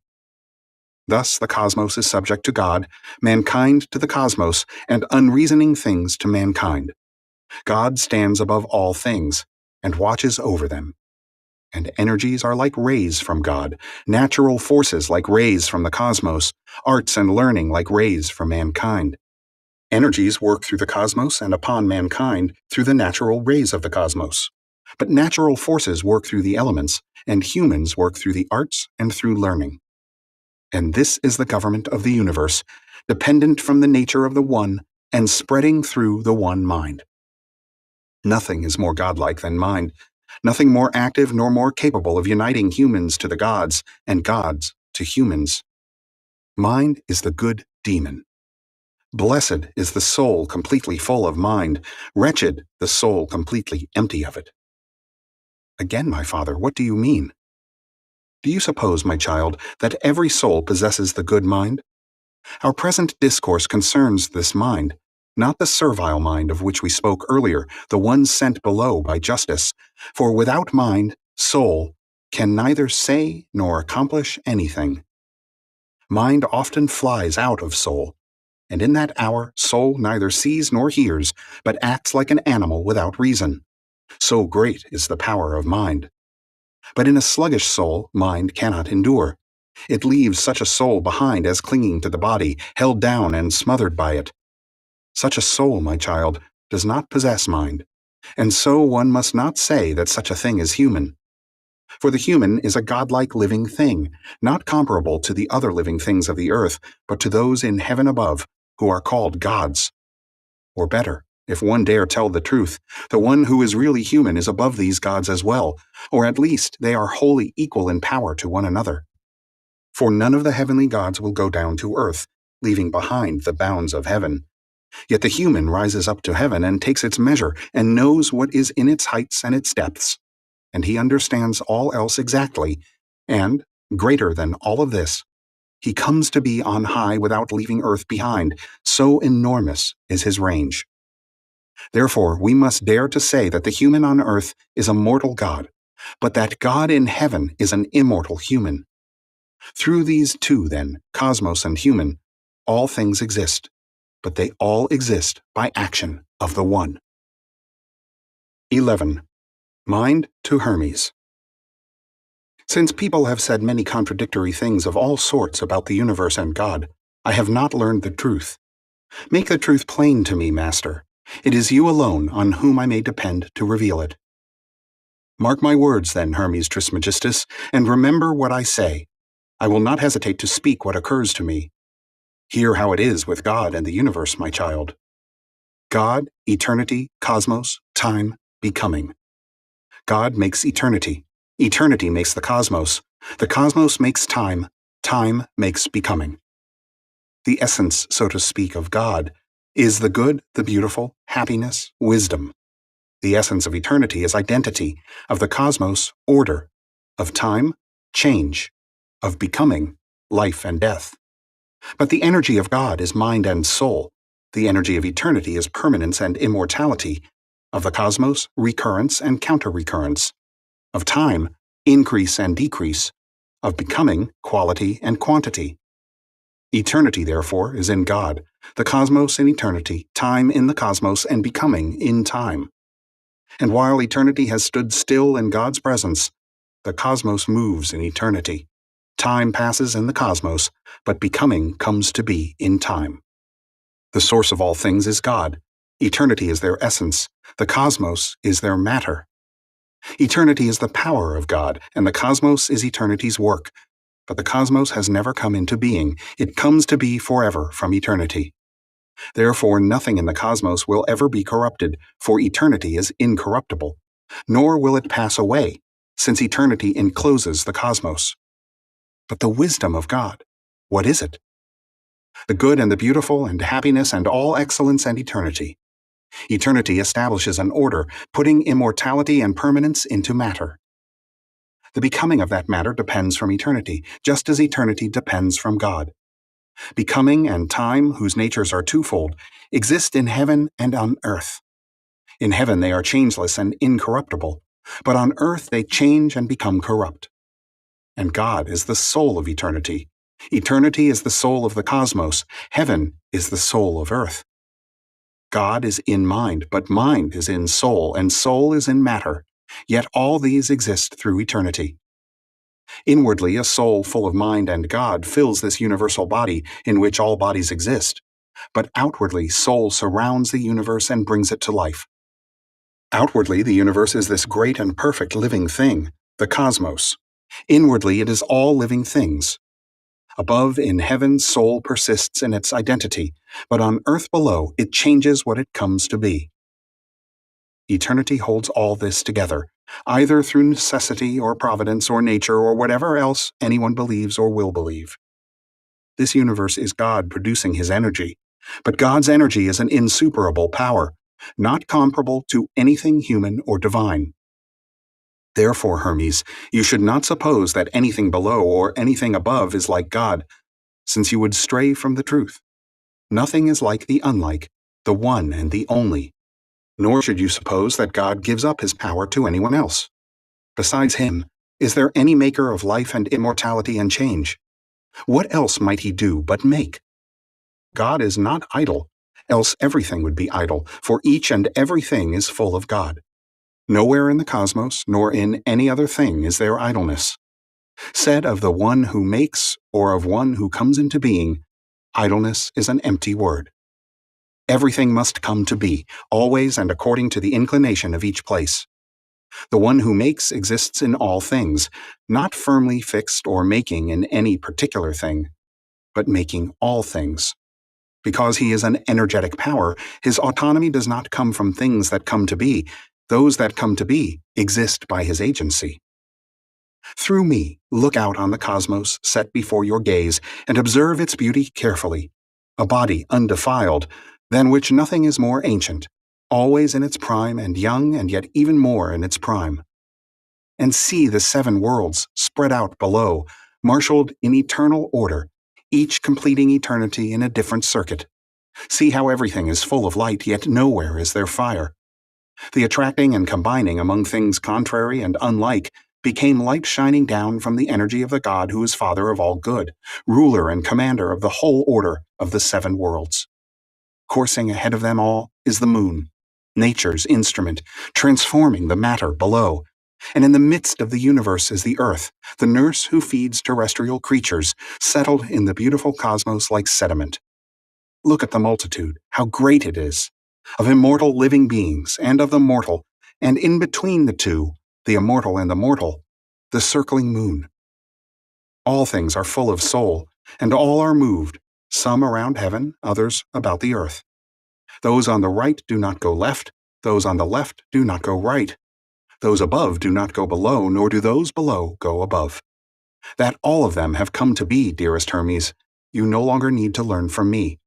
For they are bodies, and they have a soul, and they are moved. But body and soul cannot join in a single being without someone to bring them together. Such a one must exist then, and must be one in all respects. Since motions are many and diverse, and bodies are dissimilar, while one speed has been ordained for all of them, there cannot be 2 makers or more than 2. If there are many, one order cannot be kept. The consequence of plurality is envy of the better. I will explain. If there were a second maker of living things mortal and subject to change, he would long to make immortal beings as well, as the maker of immortals would wish to make mortals. Look, if there are 2, and if matter is one and soul is one, which of them will supply the making? Or if both supply it, which has the greater part? Think of it this way. Every living body, both immortal and mortal, reasoning and unreasoning, is composed of matter and soul. For all living bodies are ensouled. The non-living, on the other hand, consist of matter by itself. Soul, likewise coming by itself from the Maker, is the cause of life, but the one who makes the immortals causes all life. How then is he not also the maker of the immortal living things that differ from the immortals? How can an immortal being who makes immortality not make what is possessed by living things? Clearly there is someone who makes these things, and quite evidently he is one. For soul is one, life is one, and matter is one. But who is this someone? Who else but the one God? To whom, if not to God alone, might it belong to make ensouled living beings? God is one, then. How entirely absurd! Since you have agreed that the cosmos is always one, that the sun is one, the moon one, and divinity one, do you propose to number God himself among them? God makes everything. In a God who is many, you have the ultimate absurdity. And why is it a great accomplishment for God to make life, and soul, and immortality, and change, when you yourself make so many such things? You see, and you speak, and you hear. You smell, and touch, and walk about, and think, and breathe. It is not as if one sees, another hears, another speaks, and someone else touches, someone else smells, walks about, thinks, and breathes. One person does all these things. In another sense, things on high cannot happen without God. Just as you are no longer a living being if you are idle at your affairs, so if God is idle, he is no longer God, though it is not right to say so. If it has been proven that you cannot be without making something, how much truer is this of God? For if there is something that God does not make, he is imperfect, though it is not right to say so. But if God is perfect and not idle, then he makes everything. Give me just a moment, Hermes, and you shall quickly understand that God's work is one thing only: to bring all into being. Those that are coming to be, those that have once come to be, those that shall come to be. This is life, my dearest friend. This is the beautiful. This is the good. This is God. If you want to understand it from experience, notice what happens to you when you wish to beget. It is not like the work of God. God takes no pleasure in his work, nor does he have assistance in it. Working alone, he is in his work eternally, since he is what he makes. If they were parted from it, all things would collapse. Of necessity, all would die, since there would be no life. But if all are alive and life is also one, then God too is one. Again, if all things are alive, those in heaven and also those on earth, and if life is one for all of them, it comes to be by God's agency, and it is God. All things come to be by the agency of God then, and life is the union of mind and soul. Eternity, therefore, is an image of God. The cosmos is an image of eternity, and the sun is an image of the cosmos. The human is an image of the sun. Death is not the destruction of things that have been combined, but the dissolution of their union. They say that change is death, because the body is dissolved and life passes on to the unseen. Hear me devoutly, my dearest Hermes, when I say that the cosmos and the things said to be dissolved in this manner are changed because each day a part of the cosmos becomes unseen. But they are by no means dissolved. These are the passions of the cosmos, swirlings and concealments. The swirling is a return, and the concealment a renewal. The cosmos is omniform. It does not have forms inserted in it, but changes them within itself. Since the cosmos came to be as omniform, who can have made it? Let us not call him formless. But if he too is omniform, he will be like the cosmos. What if he has one form? In this respect, he will be less than the cosmos. What do we say he is then, so as not to bring our discourse to an impasse? For there can be no impasse in our understanding of God. Therefore, if he has any structure in him, it is one structure, incorporeal, that does not yield to appearances. And he reveals all structures through bodies. Do not be surprised at the notion of an incorporeal structure, for it is like the structure of a word. Mountain ridges seem to stand out high in pictures, but in reality they are absolutely smooth and even. Be mindful of what I am saying, something rather daring, but also quite true. Just as a human cannot live apart from life, neither can God exist without making the good. For in God this making is life and movement, as it were, moving all things and making them live. Some things that I say need special attention. Consider what I am saying now. All things are in God, but not as lying in a place, for place is also body, and body is immobile, and what is lying somewhere has no movement. In incorporeal imagination, things are located differently.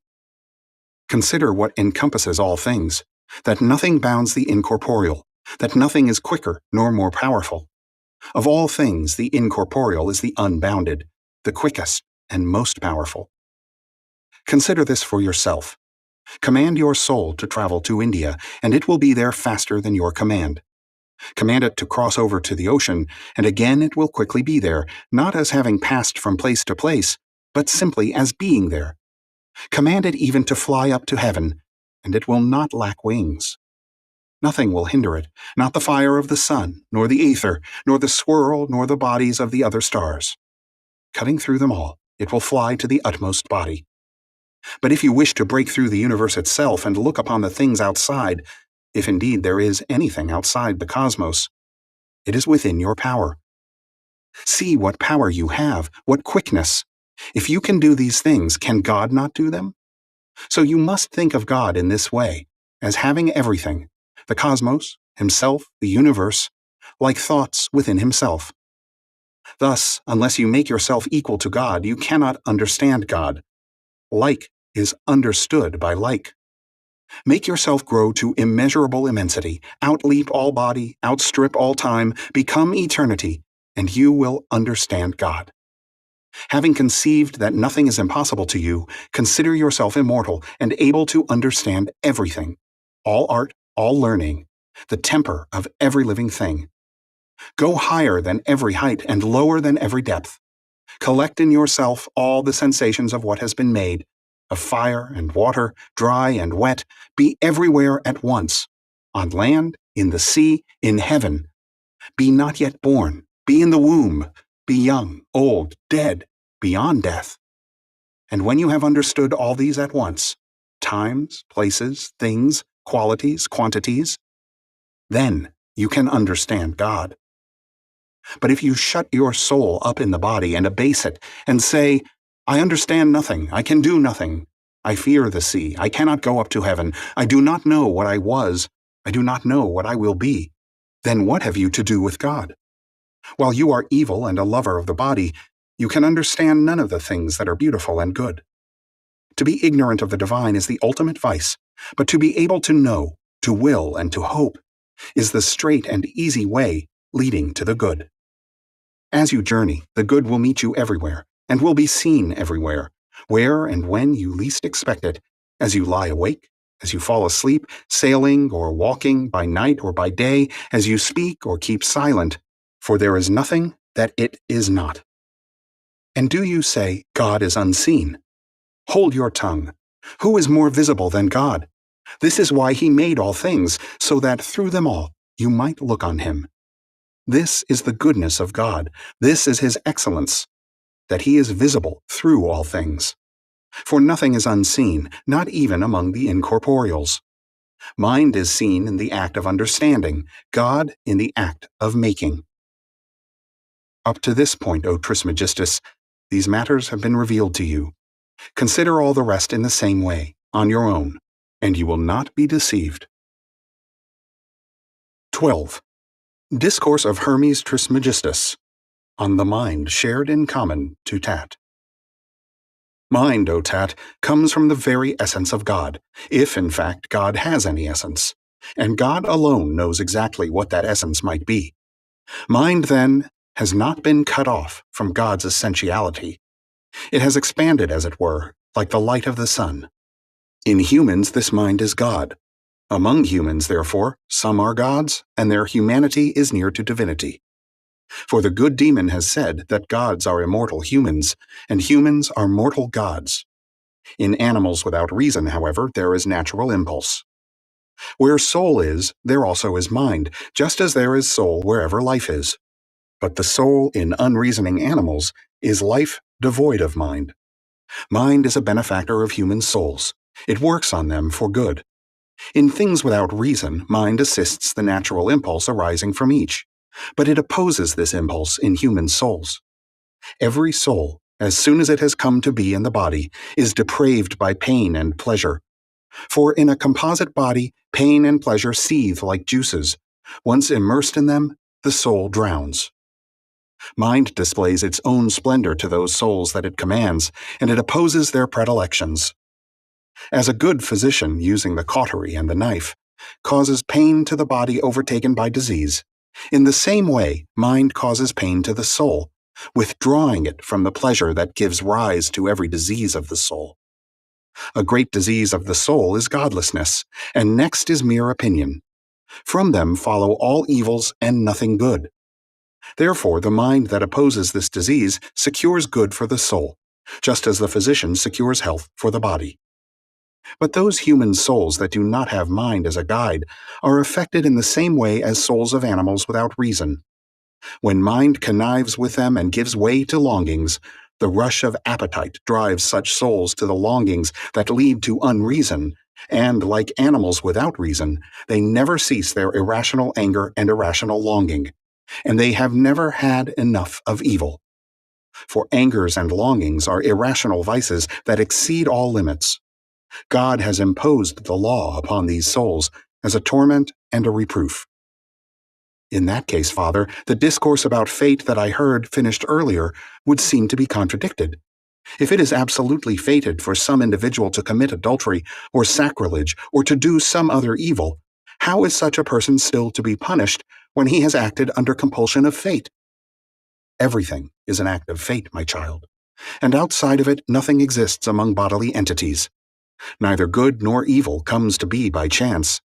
Even one who has done something fine is fated to be affected by it, And this is why he does it, in order to be affected by what affects him, because he has done it. Now is not the time for a discourse about vice or fate. We have spoken on these topics elsewhere. Now our discourse is about mind, what mind can do, and how it admits of differences. In humans, mind is one thing, but it is another in unreasoning animals. Moreover, in other living things, mind is not beneficent. As it quells anger and longing, it acts differently in each individual, and one must understand that some of these are men who possess reason, and that others are without it. But all people are subject to fate and also to birth and change, which are the beginning and the end of fate. And what is fated affects all people. Yet those who possess reason, whom, as we have said, mind commands, are not affected as the others are. Since they have been freed from vice, they are not affected as a consequence of being evil. Again, Father, what do you mean? The adulterer is not evil? The murderer not evil? And all the rest of them? One who has reason will not be affected because he has committed adultery, my child, but as if he had done so. Nor will he be affected because he has murdered, but as if he had murdered. It is not possible to escape the quality of change any more than of birth, though it is possible for one who has mind to escape vice. Thus I have always heard the good demon say, "It would have been most useful to humankind if he had given it out in writing. He alone, my child, because he looked down on everything as the firstborn God, has truly given voice to divine discourses." Once, at any rate, I heard him say that all things are one, especially the intellectual bodies, that we live in power and in energy and in eternity. Also that the mind of eternity is good, and that its soul is good as well. This being so, there is nothing dimensional among intellectual beings, and thus, since mind rules all and is the soul of God, mind can do as it wishes. You must understand, then, and apply this discourse to the question that you asked me before, the one about fate and mind, I mean. For if you carefully avoid contentious discourse, my child, you will find that mind, the soul of God, truly prevails over all, over fate and law and all else. And nothing is impossible for mind, neither setting a human soul above fate, nor, if it happens that a soul is careless, setting it beneath fate. These were the finest things that the good demon said about such matters. Divinely said, my father, and truly and usefully. But make it even plainer to me. You have said that mind acts in the manner of a natural impulse in animals without reason, conniving with their instincts. But the instincts of unreasoning animals are passions, I believe. If mind assists the instincts, and instincts are passions, is mind also a passion, since it is in defiling contact with passions?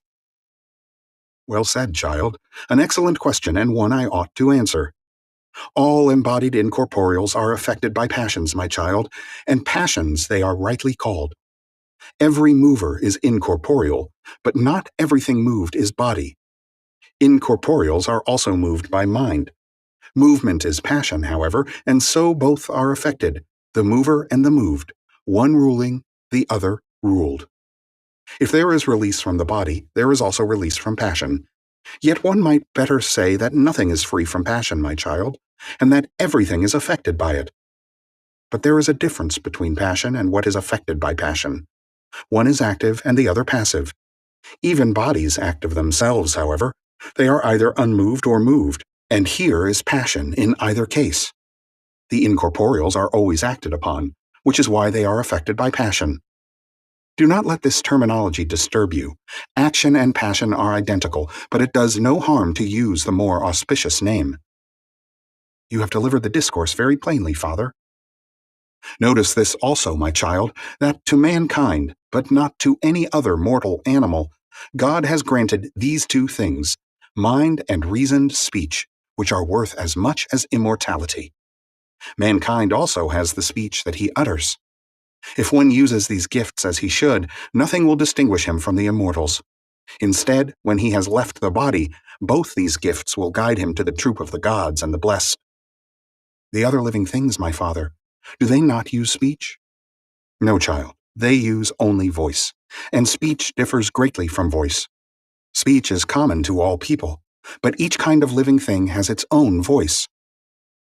Even among humans, my father, does speech not differ for each nation? It is different, my child, but humanity is one. Therefore, speech is also one, and when translated, it is found to be the same in Egypt and Persia as in Greece. My child, you seem to me to be ignorant of the excellence and importance of speech. The blessed God, the good demon, has said that soul is in body, that mind is in soul, that reasoned speech is in mind, and that God is their Father. Reasoned speech, then, is the image and mind of God, as the body is the image of the idea, and the idea is the image of the soul. Thus, the finest of matter is air, the finest air is soul, the finest soul is mind, and the finest mind is God. And God surrounds everything and permeates everything, while mind surrounds soul, soul surrounds air, and air surrounds matter. Necessity, providence, and nature are instruments of the cosmos and of the order of matter. Each of the intellectual beings is an essence, and their essence is identity, but each of the bodies in the universe is multiple. Since composite bodies have their identity in always causing one body to change to another, they preserve the incorruptibility of identity. Otherwise, for all composite bodies, there is a number belonging to each. For without number, neither association, nor composition, nor dissolution can occur. The henads give birth to number, increase it, and take it back to themselves after it has been dissolved, and yet the matter is one. This entire cosmos, a great God and an image of a greater united with God, and helping preserve the Father's will and order, is a plenitude of life. And throughout the whole recurrence of eternity that comes from the Father, there is nothing in the cosmos that does not live, neither in the whole of it nor in its parts. For there never was any dead thing in the cosmos, nor is there, nor will there be. The Father wished it to be alive as long as it holds together, and so it was necessary for the cosmos to be God.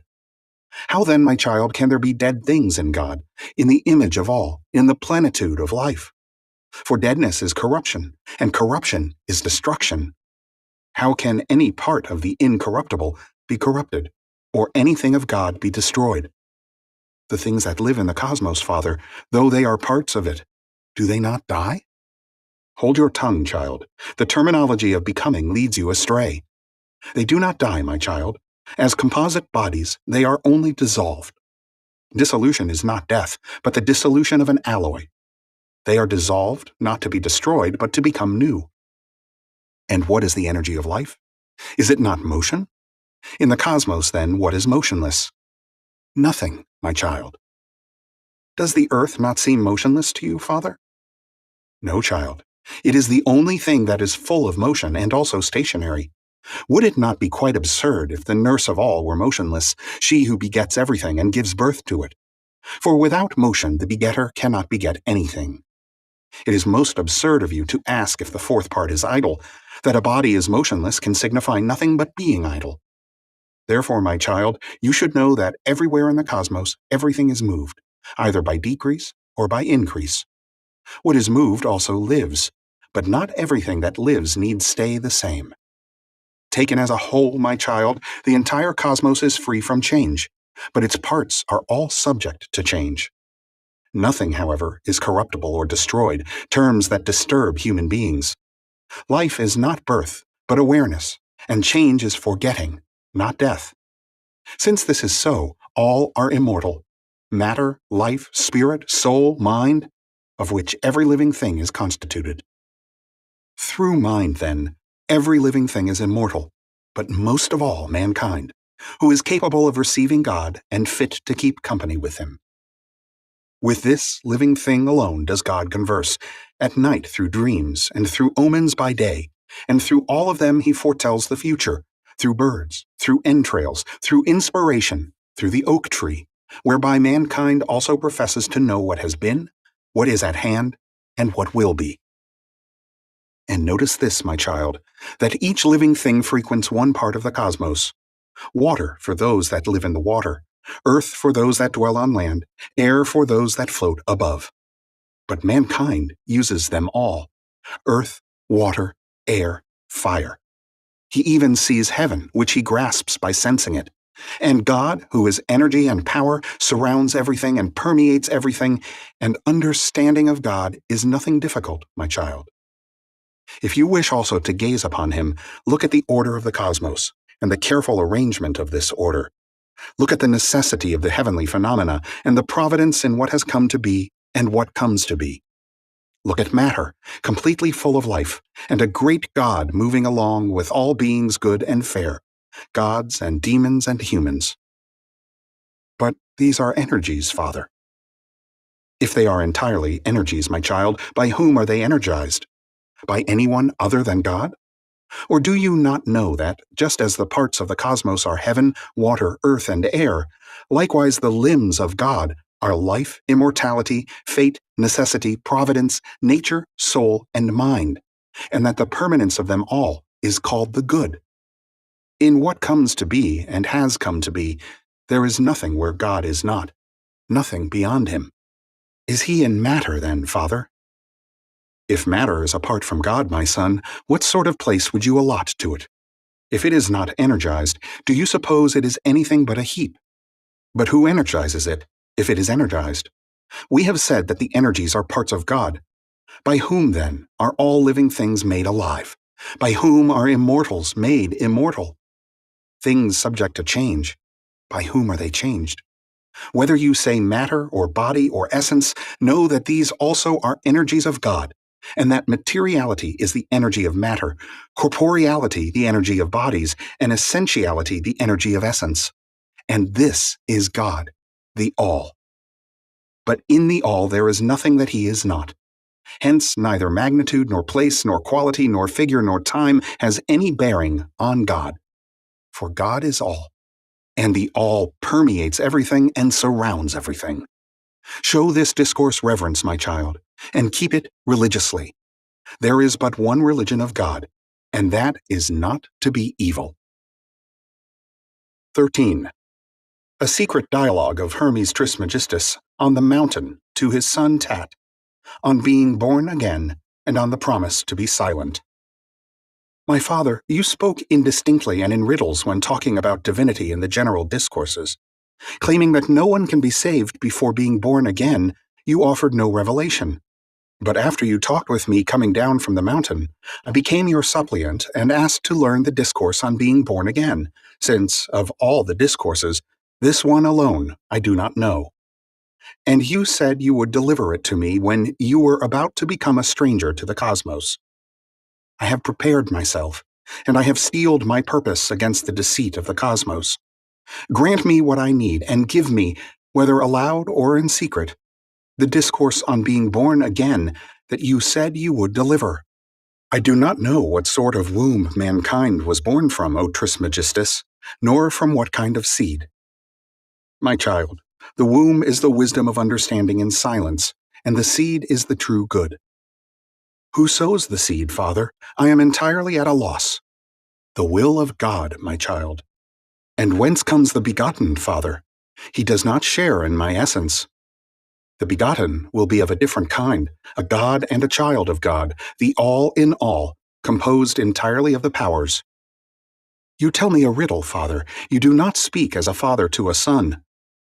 Such a lineage cannot be taught, my child, but God reminds you of it when he wishes. Father, what you tell me is impossible and contrived, and so I want to respond to it straightforwardly. I have been born a son strange to his father's lineage. Do not begrudge me, Father. I am your lawful son. Tell me clearly the way to be born again. What can I say, my child? I have nothing to tell except this. Seeing within me an unfabricated vision that came from the mercy of God, I went out of myself into an immortal body, and now I am not what I was before. I have been born in mind. This thing cannot be taught, nor can it be seen through any elementary fabrication that we use here below. Therefore, the initial form even of my own constitution is of no concern. Color, touch, or size I no longer have. I am a stranger to them. Now you see me with your eyes, my child, but by gazing with bodily sight you do not understand what I am. I am not seen with such eyes, my child. You have driven me quite mad, Father, and you have deranged my heart. Now I do not see myself. My child, would that you, without sleep, had also passed out of yourself like those who dream in sleep. Tell me this especially. Who is the progenitor of rebirth? The child of God, primal man, by God's will.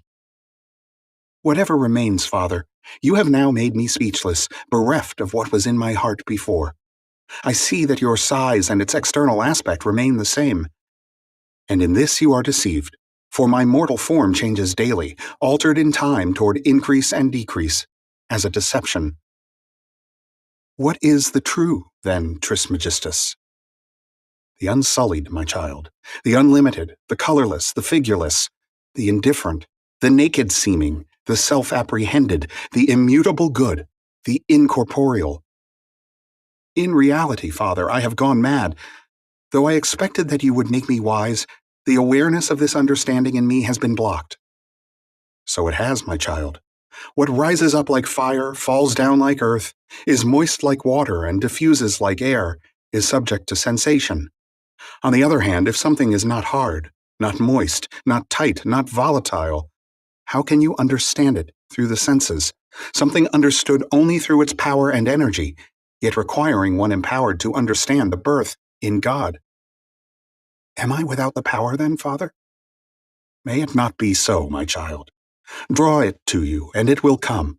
Wish it, and it happens. Leave the senses of the body idle, and the birth of divinity will begin. Cleanse yourself of the irrational torments of matter. Do I have tormentors in me, Father? More than a few, my child. They are many, and frightful. I am ignorant of them, Father. This ignorance, my child, is the first torment. The second is grief. The third is incontinence. The fourth, lust. The fifth, injustice. The sixth, greed. The seventh, deceit. The eighth, envy. The ninth, treachery. The 10th, anger. The 11th, recklessness. The 12th, malice. These are 12 in number, but under them are many more besides, my child, and they use the prison of the body to torture the inward person with the sufferings of sense. Yet they withdraw, if not all at once, from one to whom God has shown mercy. And this is the basis of rebirth, the means and method. From here on, my child, keep silence and say nothing. If you do so, you will not obstruct the mercy that comes to us from God. Henceforth, my child, rejoice. The powers of God purify you anew for articulation of the word. To us has come knowledge of God, and when it comes, my child, ignorance has been expelled. To us has come knowledge of joy, and when it arrives, grief will fly off to those who give way to it. The power that I summon after joy is continence. O sweetest power, let us receive her too most gladly, child. As soon as she arrives, how she has repulsed incontinence. Now, in fourth place, I summon perseverance, the power opposed to lust. This next level, my child, is the seat of justice. See how she has expelled injustice without a judgment. With injustice gone, my child, we have been made just. The sixth power that I summon to us is the one opposed to greed, liberality. And when greed has departed, I summon another, truth, who puts deceit to flight. And truth arrives.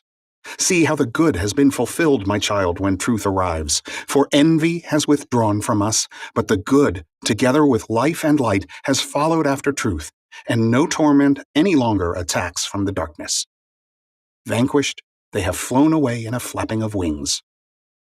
My child, you have come to know the means of rebirth. The arrival of the decad sets in order a birth of mind that expels the 12. We have been divinized by this birth. Therefore, whoever through mercy has attained this godly birth and has forsaken bodily sensation recognizes himself as constituted of the intelligibles and rejoices. Since God has made me tranquil, Father, I no longer picture things with the sight of my eyes, but with a mental energy that comes through the powers. I am in heaven, in earth, in water, in air. I am in animals and in plants, in the womb, before the womb, after the womb, everywhere.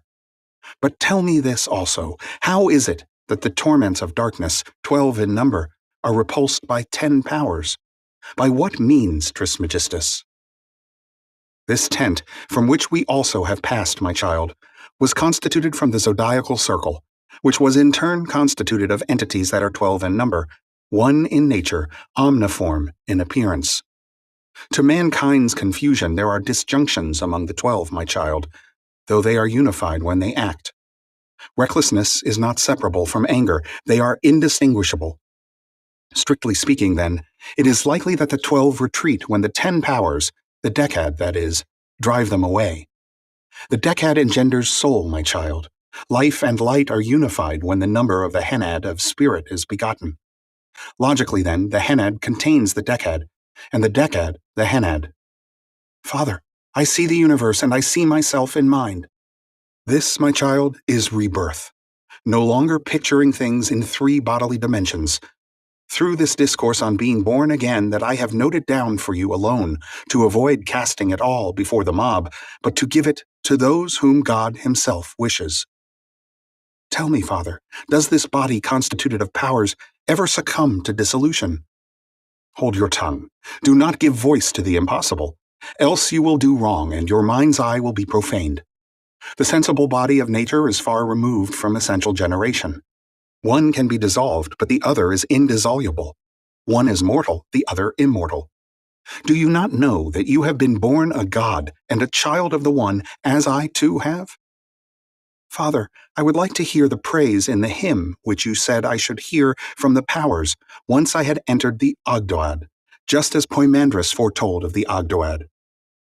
That you hasten to strike the tent is good, child, for you have been purified. Poimandres, the mind of sovereignty, has transmitted to me no more than has been written down, knowing that on my own I would be able to understand everything, to hear what I want, and to see everything, and he entrusted it to me to make something beautiful of it. Thus the powers within me sing in all things as well. I want to hear them, Father, and I wish to understand them. Be still, my child. Now hear a well-tuned hymn of praise, the hymn of rebirth. To divulge it was no easy choice for me, except that I do it for you, at the end of everything. Hence it cannot be taught. It is a secret kept in silence. Therefore, my child, stand in the open air, face the south wind when the setting sun descends, and bow down in adoration. When the sun returns, bow likewise toward the east. Be still, child. Singing the secret hymn. Formula 4. Let every nature in the cosmos attend the hearing of the hymn. Open, O earth. Let every lock that bars the torrent open to me. Trees, be not shaken. I am about to sing a hymn to the Lord of creation, to the universe, and to the One. Open, you heavens, and be still, you winds. Let God's immortal circle attend my discourse. For I am about to sing a hymn to the One who created everything, who fixed the earth in place, who hung heaven above, who ordered the sweet water away from the ocean and toward land, the habitable and the uninhabitable, as the means of mankind's nourishment and creation, who ordered fire to shine on gods and humans for their every use. Together let us praise him, raised high above the heavens, creator of all nature. He is the mind's eye. May he accept praise from my powers. Powers within me, sing a hymn to the One and the universe. Sing together, all you powers within me, for I wish it. Holy knowledge, you enlightened me. Through you, hymning the intellectual light, I take joy in the joy of mind. Join me, all you powers, and sing the hymn. You also, continents, sing me the hymn. My justice, through me, hymn the just. My liberality, through me, hymn the universe. Truth, hymn the truth. Good, hymn the good. Life and light, praise passes from you and to you. I thank you, Father, energy of the powers. I thank you, God, power of my energies. Through me your word hymns you. Through me, O universe, accept a speech offering by my word. This is what the powers within me shout. They hymn the universe. They accomplish what you wish. Your counsel goes forth from you, and to you the universe returns. Accept a speech offering from all things. Life, preserve the universe within us. Light, enlighten it. God, spiritualize it. For you, O mind, are a shepherd to your word. O spirit bearer, O craftsman. You are God, Your man shouts this through fire, through air, through earth, through water, through spirit, through your creatures. From your eternity I have won praise, and in your counsel I have found the rest I seek. I have seen, as you wished it. This praise that you have told, Father, I have also established in my cosmos. Say, in the intellectual cosmos, child. In the intellectual cosmos, Father. I have the power. Your hymn and your praise have fully illuminated my mind. I, too, wish to send praise to God from my own heart. Be not heedless, my child. I say what I see in my mind, Father. To you, God, Genarch of progeneration, I, Tat, send speech offerings. God, you, Father, you, Lord, you, mind, accept from me what speech you want, for everything is accomplished by your willing it. My child, send an acceptable sacrifice to God, the Father of all, but also add, through the Word. I thank you, Father, for approving the prayers that I have made. I rejoice that the truth has borne good fruit for you, my child, an undying crop. Now that you have learned it from me, promise to be silent about this miracle, child, and reveal the tradition of rebirth to no one, lest we be accounted its betrayers. For each of us has done enough study.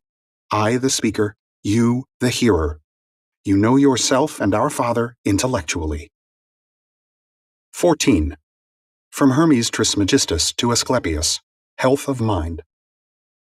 In your absence, my son Tat wanted to learn the nature of things as a whole, and he would allow me no delay. Because he is my son and a newcomer who but lately gained knowledge of them in each particular, I was forced to hold forth at some length, so it would be easy for him to follow the explanation.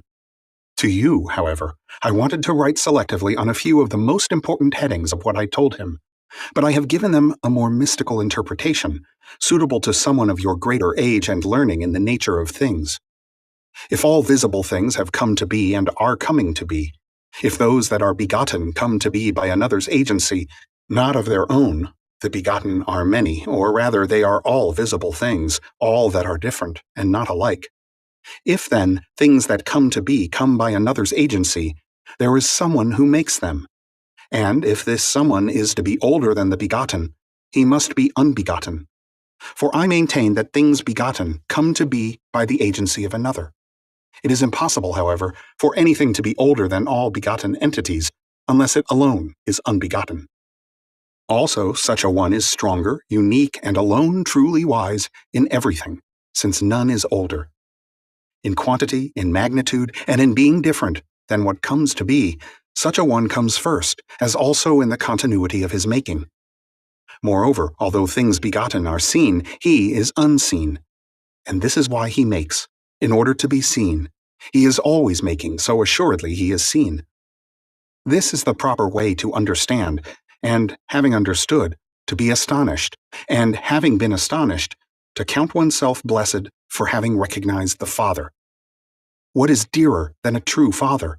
Who is this Father, and how shall we recognize him? Is it right to dedicate to him alone the name God, or Maker, or Father, or even the three of them? God, because of his power? Maker, because of his action? Father, because of the good? He is power, certainly, since he is different from things that come to be, and he is activity in the coming to be of all things. Therefore, after we have done with our loquacity and idle chatter, we must understand these two things. What comes to be and who makes it? Between them there is nothing, no third thing. From all that you understand and all that you hear, remember these two, and acknowledge that they are everything, reckoning no difficulty about things because they are above or below, or divine or changeable or deep down. For the two are all there is, what comes to be and what makes it, and it is impossible to separate one from the other. No maker can exist without something that comes to be. Each of the two is just what it is. Therefore, one is not to be parted from the other, nor from itself. If the maker is nothing other than the making, solitary, simple, uncomposed, then necessarily the making happens of its own because the making that the maker does is generation, and it is impossible for all coming to be of its own. Coming to be necessarily comes to be of another. Without the maker, The begotten neither comes to be nor is, for the one without the other completely loses its own nature from deprivation of the other. Thus, if one agrees that there exist two entities, what comes to be and what makes it, they are one in their unification, an antecedent and a consequent. The antecedent is the God who makes. The consequent is what comes to be, whatever it may be. You need not be on guard against the diversity of things that come to be, fearing to attach something low and inglorious to God. God's glory is one, that he makes all things, and this making is like the body of God. There is nothing evil or shameful about the Maker himself. Such conditions are immediate consequences of generation, like corrosion on bronze or dirt on the body. The bronze smith did not make the corrosion. The parents did not make the dirt, nor did God make evil. But the persistence of generation makes evil bloom like a sore, which is why God has made change, to re-purify generation. Now, if it is given to one and the same painter to make heaven, gods, earth, sea, humans, things without reason and things without soul, is it not possible for God to make them? Oh, how foolish it is! Ignorance concerning God. The strangest thing of all happens to such foolish people. While claiming to revere God and praise him, they do not know him, because they do not attribute to him the making of all things, and besides not knowing him, they profane him greatly by imputing to him conditions of disdain and impotence.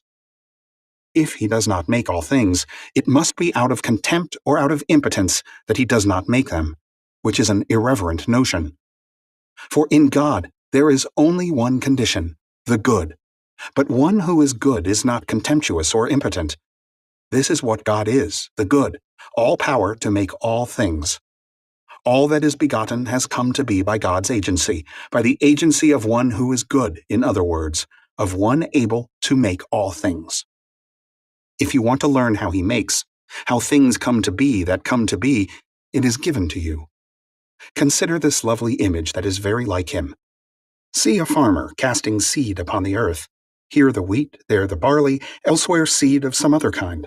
See him planting the vine and the apple and other kinds of trees. In the same way, God sows immortality in heaven, change in the earth, life and motion in the universe. The things he sows are not many, but few and easily numbered. In all there are 4 of them, besides God himself and generation. In them exist the things that are. 16. Definitions of Asclepius to King Ammon on God, matter, vice, fate, the sun, intellectual essence, divine essence, mankind, the arrangement of the plenitude, the 7 stars, and mankind according to the image. I have sent you a long discourse, my king, as a sort of reminder or summary of all the others. It is not meant to agree with vulgar opinion, but contains much to refute it. That it contradicts even some of my own discourses will be apparent to you.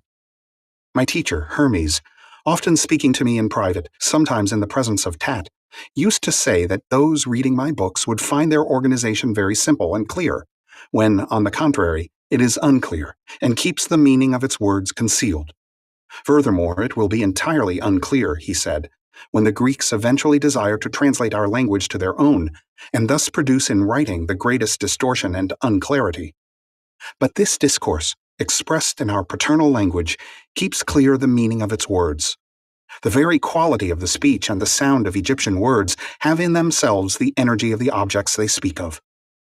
Therefore, my king, insofar as you have the power, who are all powerful, keep the discourse uninterpreted, lest mysteries of such greatness come to the Greeks, lest the extravagant, flaccid, and, as it were, dandified Greek idiom extinguish something stately and concise, the energetic idiom of Egyptian usage. For the Greeks have empty speeches, O king, that are energetic only in what they demonstrate, and this is the philosophy of the Greeks, an inane philosophy of speeches. We, by contrast, use not speeches but sounds that are full of action. This established, I shall open the discourse by invoking God, the Master, Maker, Father, and Container of the whole universe, the All who is one, and the One who is all. For the plenitude of all things is one and is in one, not because the one duplicates itself, but because both are one. Keep to this meaning carefully, my king, through the whole length of my discourse, If anyone sets his hand against what seems to be all and one and identical, and tries to part it from the one, taking the term all to mean multitude rather than plenitude, he will be doing the impossible, breaking the all apart from the one and destroying the all.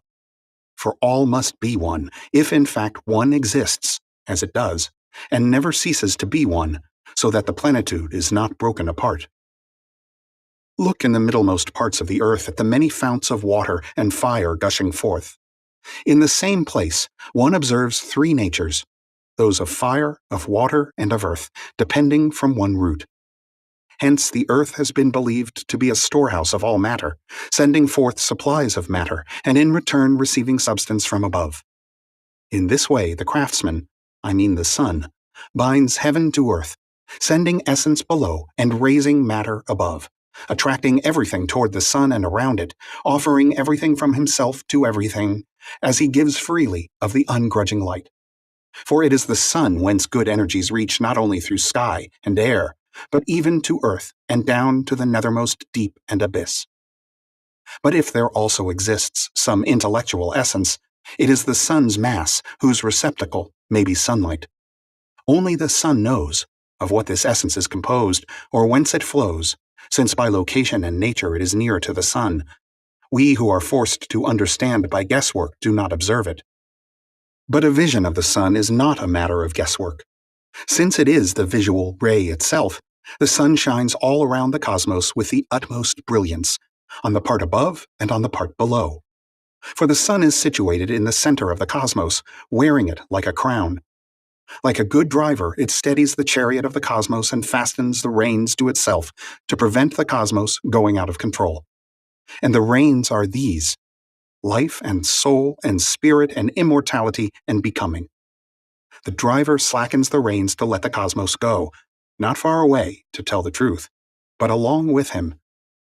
In this way are all things crafted. The sun portions out eternal permanence to the immortals and feeds the immortal part of the cosmos with the rising light emitted from its other side, the one that faces heavenward.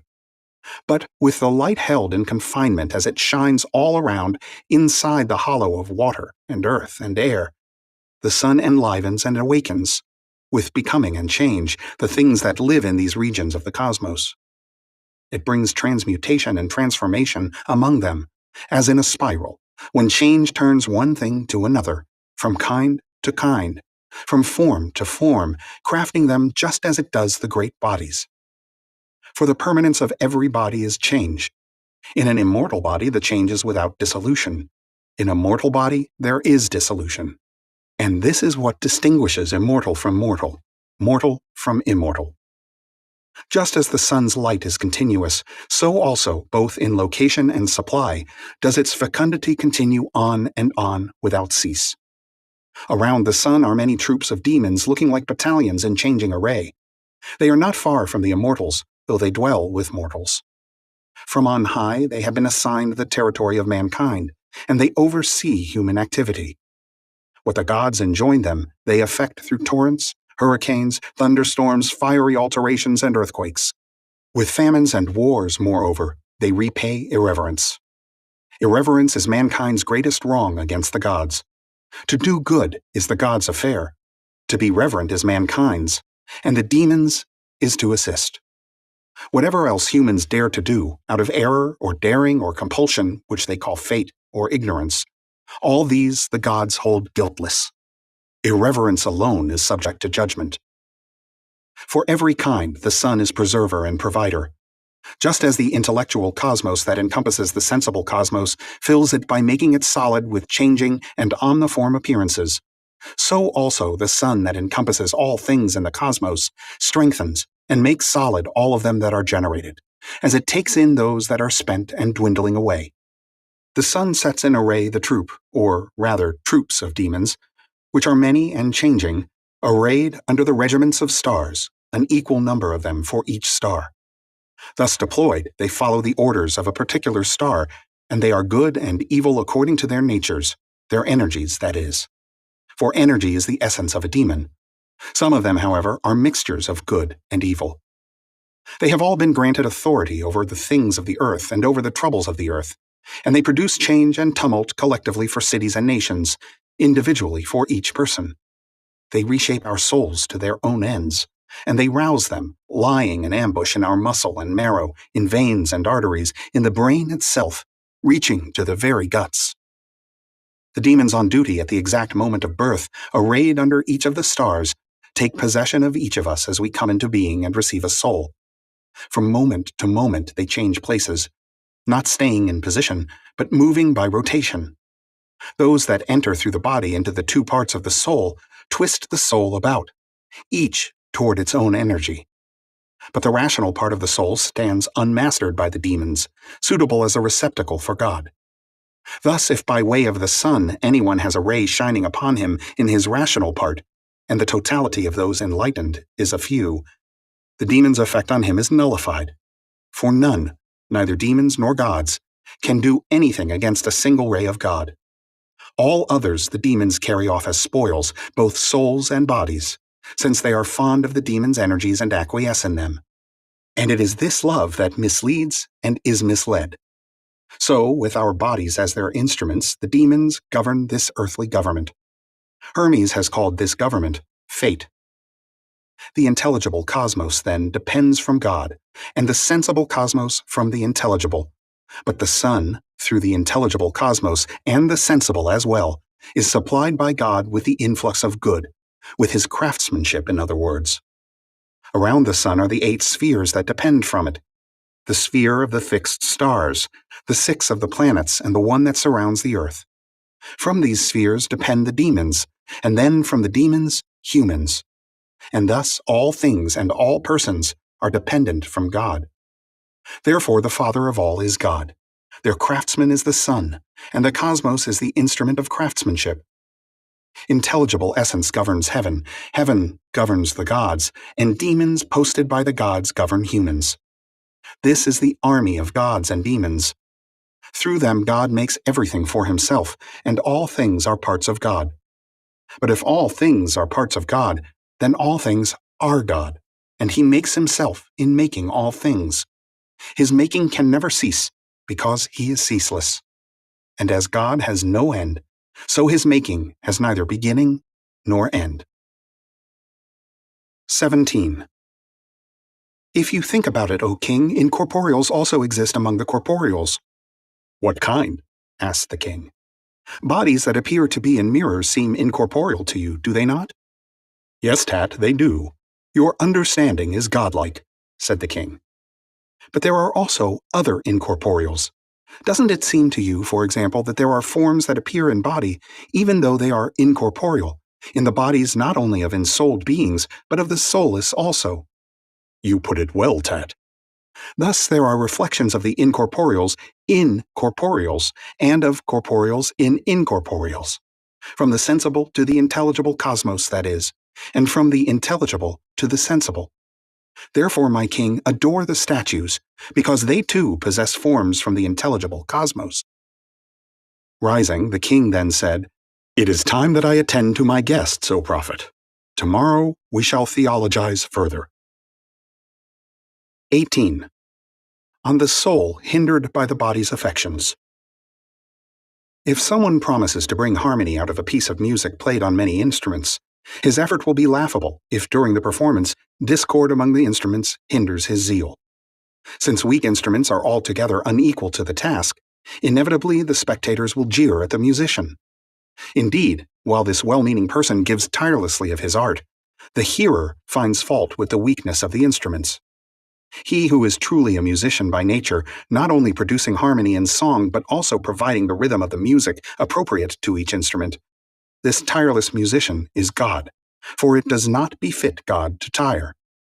If ever a performer wanted to excel in a musical contest, entering just after the trumpeters had likewise shown their skill, after the flautists had produced sweet music on their melodious instruments, after others had finished the singing of the song with reed pipe and plectrum, no one would blame the musician's inspiration if his instrument failed under the strain, nor would they blame the Almighty, to whom they would render due honor while finding fault with the defective instrument, because, in fact, it created a hindrance to greater beauty by hindering the musician's rapport with the music and robbing the audience of sweet song. With us, it is the same. Let no spectator irreverently find fault with our kind for weakness that belongs to the body. Let it be known, however, that God is a tireless inspiration, who always and in the same way possesses the skill appropriate to him, whose blessings are uninterrupted, who continually enjoys the same kind attentions. If even the craftsman Phidias used material that did not yield to his striving for consummate diversity, and our musician could only make the best of his ability, let us not put the blame on him, but find fault with the weak string that slackened the tension, lowered the tone, and muffled the rhythm of the lovely music. But no one ever blames the musician for an accident that happened to his instrument. And the more they reproach the instrument, the more they extol the musician when he strikes the string and hits the right tone. So the audience feels even friendlier to the musician, and finds nothing to blame him for after all. So it is with you also, most honored ones. You, in turn, should tune the inward lyre and adjust it to the divine musician. But I see it now. Some performer readies himself for a composition of great genius, and, even without playing his lyre, he somehow uses himself as an instrument and finds some secret way to tune his string and heal it, stunning his audience by turning something deficient into something magnificent. They say that a certain player on the cithara, dear to the patron god of music-making, once entered a contest of singing to the cithara. But when a string broke, he was hindered in his exertions, until his dearness to the Mighty One restored the string for him, and granted him the grace of fame. In place of the string, a providence of the Mighty One caused a cicada to light upon the cithara and restore the song by keeping the space where the string had been. Thus the cithara player won a victor's reputation when his string was mended and his grief came to an end. Somehow I feel the same thing happening to me as well. Most honored sirs, just recently it was as if I confessed my weakness and lay sick for a little while, yet now by the power of the Mighty One, as it were, my song about the king has been restored and I made music. Accordingly, the aim of the assistants will be the renown of kings, and from their trophies arises the zeal of my discourse. Come then, let us proceed, for this is the musician's desire. Come, make haste, this is the musician's will. This is why he tuned his lyre. His song will be sweeter and his playing more pleasant, as instructions require greater music. Therefore, since he has tuned his lyre specially for kings, since it has a panegyric tone, since its aim is to commend royalty, he raises his voice first to the supreme king of all, the good God, and, after he has opened his song on high, in its second section, he descends to those who bear the scepter in God's image. Kings themselves find it pleasing that the song moves down step by step from on high, and that it comes from the very place where victory was conferred on them, victory from which, in their turn, our hopes also derive. So then, let the musician approach the Supreme King, the God of all.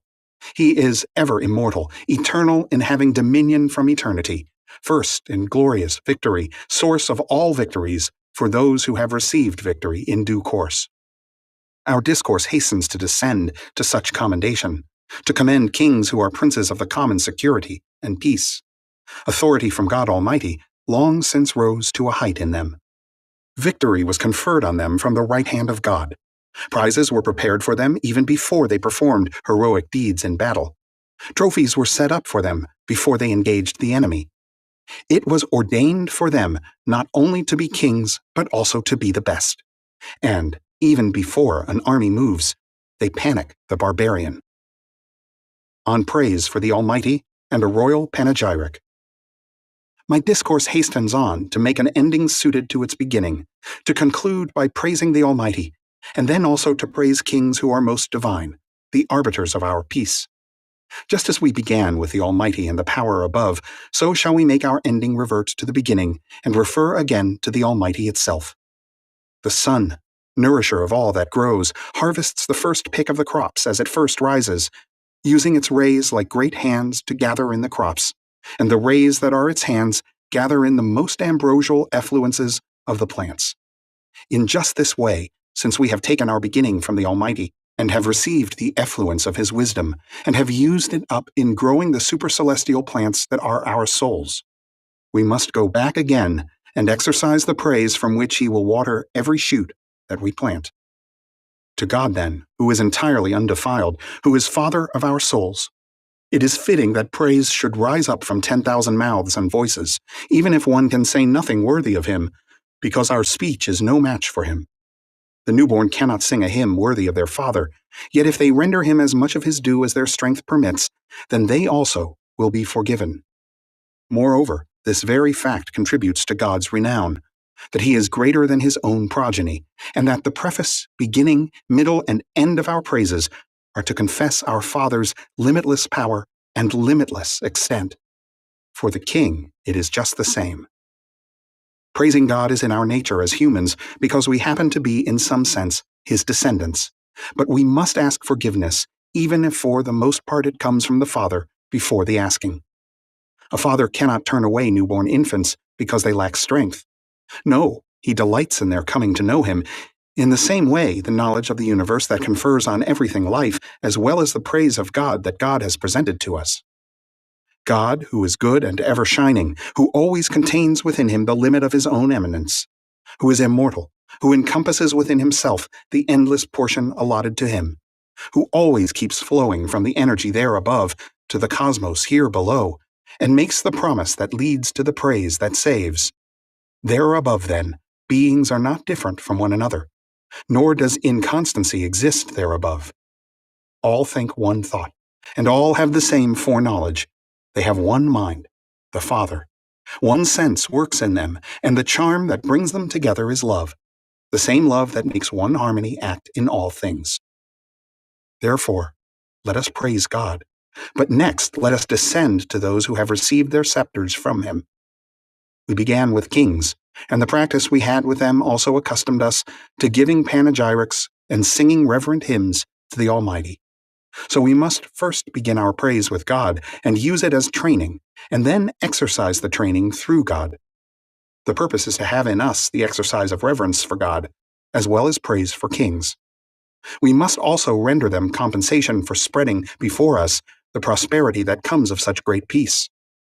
A king's virtue, indeed his name alone, is the arbiter of peace. For a king is so called from the light step with which he sets his foot, even upon the highest authority, because he achieves dominion over the discourse that brings peace, and because he was born to outdo barbarian kingship, inasmuch as his name is the token of peace. Accordingly, a king's challenge has often caused the enemy's withdrawal. Even statues of the kings are havens of peace for the tempest-tossed. The sight alone of a king's image has brought quick victory, and if it stands unthreatened and undamaged, has protected those who stand by it. Asclepius. To me, this Asclepius is like the sun, a holy book of Hermes Trismegistus, addressed to Asclepius. God, Asclepius, God has brought you to us so that you might join in a divine discourse, such a discourse as, in justice, seems more divine in its reverent fidelity than any we have had before, more than any that divine power inspired in us. If you are seen to understand it, your whole mind will be completely full of all good things, assuming that there are many goods and not one good in which all are. Admittedly, the one is consistent with the other. All are of one, or all are one, for they are linked, so that one cannot be separated from the other. But you will learn this by careful concentration from the discourse to come. Now go out for a moment, Asclepius, and call Tat to join us. When Tat came in, Asclepius suggested that Hammon also join them. Trismegistus said, "No jealousy keeps Hammon from us. Indeed, we recall having written many things in his name, as we have also written so much on physical and popular topics for Tat, our dearest and most loving son. But this treatise I shall write in your name. Call no one but Hammon, lest the presence and interference of the many profane this most reverent discourse on so great a subject. For the mind is irreverent that would make public by the awareness of the many a treatise so very full of the majesty of divinity." When Hammon had also come into the sanctuary, the reverence of the four men and the divine presence of God filled that holy place. Duly silent, the minds and thoughts of each of them waited respectfully for a word from Hermes, and then divine love began to speak. Every human soul is immortal, Asclepius, but not all in the same way. Some differ in manner and time from others. Is it not true, Trismegistus, that every soul is of the same quality? Asclepius, how quickly you have lapsed from reason's true restraint! Did I not say that all are one and one all, inasmuch as all were in the Creator before he created them all? Not unjustly was he called all, whose members are all. In this whole discussion, then, take care to remember him who alone is all, or who is himself the Creator of all. From the heavens all things come into earth and water and air. Only the fire that moves upward is life-giving. What moves down is subservient to it.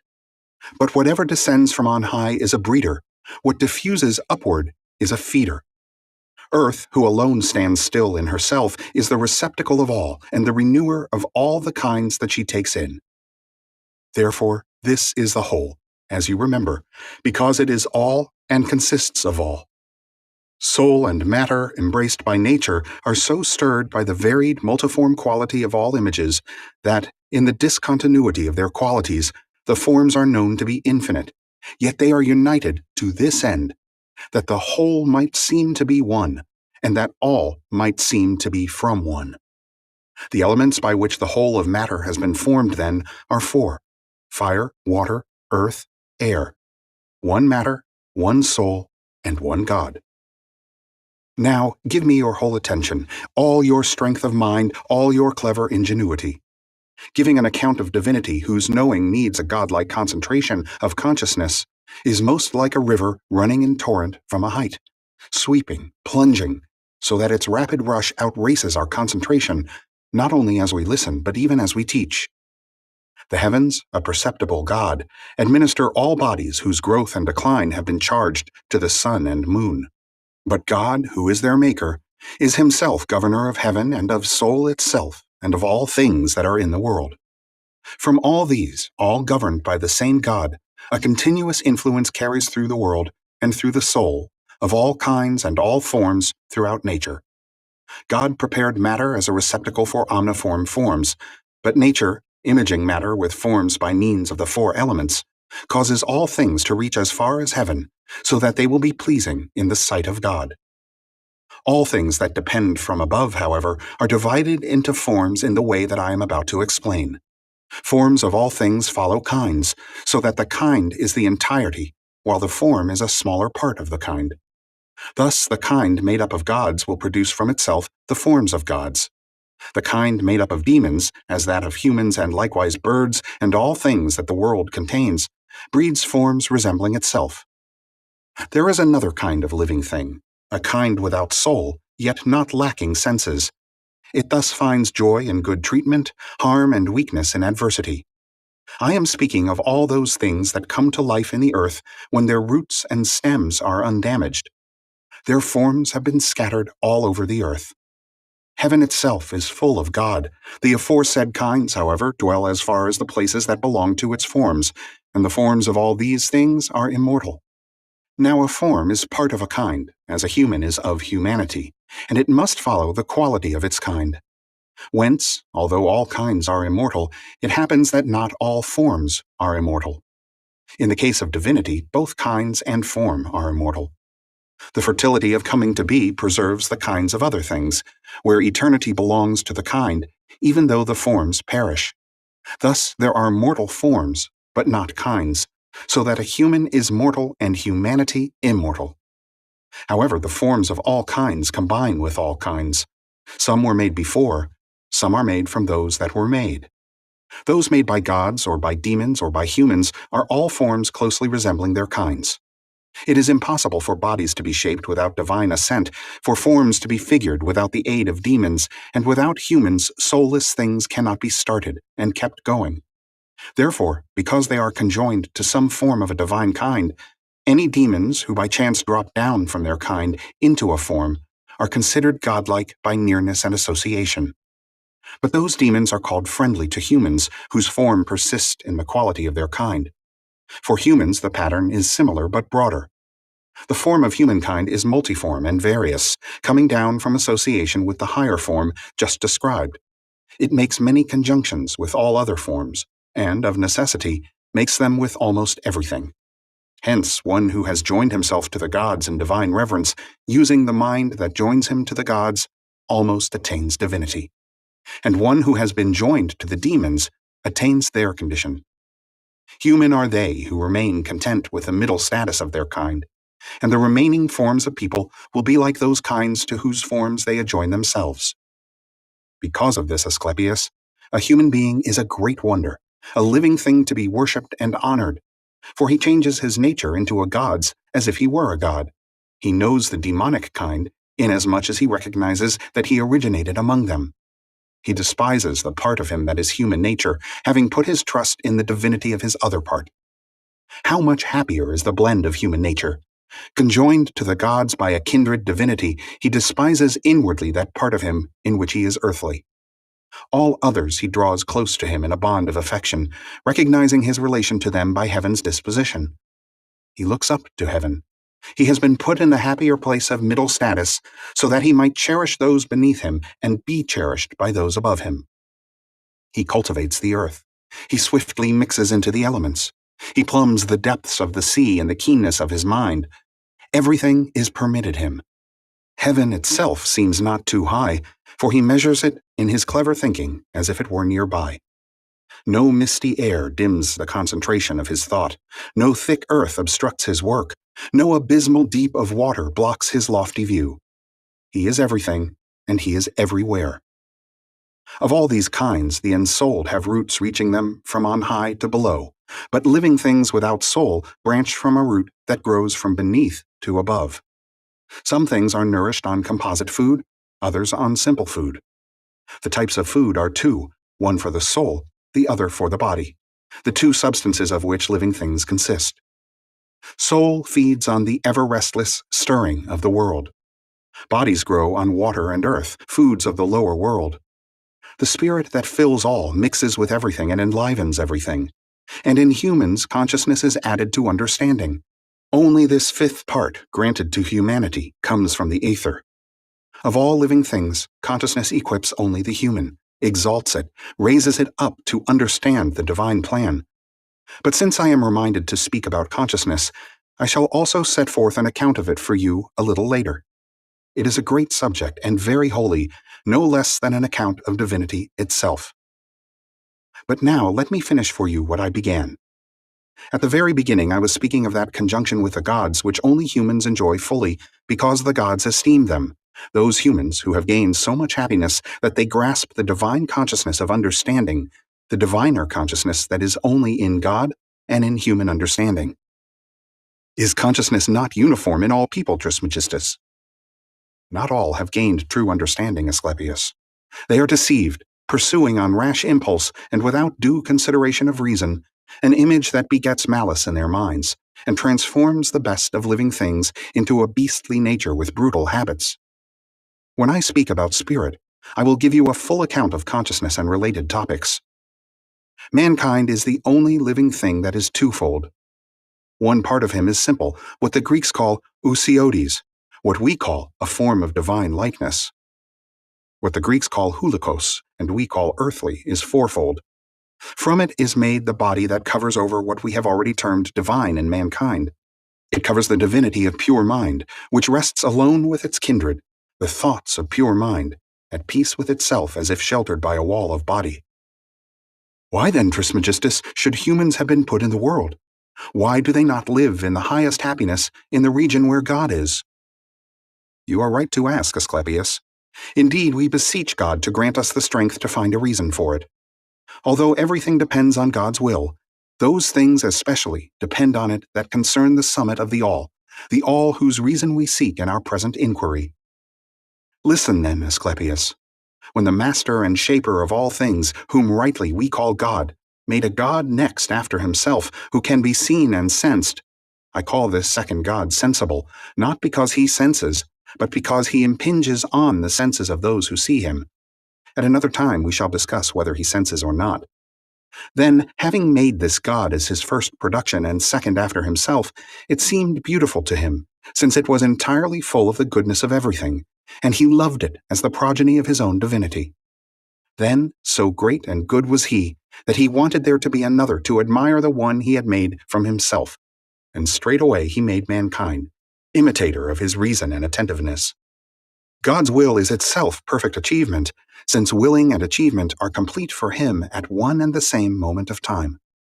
After he had made mankind ousiotes, and noticed that he could not take care of everything unless he was covered over with a material wrapping, God covered him with a bodily dwelling and commanded that all humans be like this, mingling and combining the two natures into one in their just proportions. Thus God shapes mankind from the nature of soul and of body, from the eternal and the mortal, in other words, so that the living being so shaped can prove adequate to both its beginnings, wondering at heavenly beings and worshipping them, tending earthly beings and governing them. Just now, in speaking about mortal things, I mean to speak not about water and earth, those two of the four elements that nature has made subject to humans, but about what humans make of those elements or in them. Agriculture, pasturage, building, harbors, navigation, social intercourse, reciprocal exchange, the strongest bond among humans or between humanity and the parts of the world that are water and earth. Learning the arts and sciences and using them preserves this earthly part of the world. God willed it that the world would be incomplete without them. Necessity follows God's pleasure. Result attends upon his will. That anything agreed by God should become disagreeable to him is incredible, since he would have known long before that he would agree and that it was to be. But I notice, Asclepius, that mind's quick desire hastens you to learn how mankind can cherish heaven or the things in it, and tend to its honor. Listen then, Asclepius.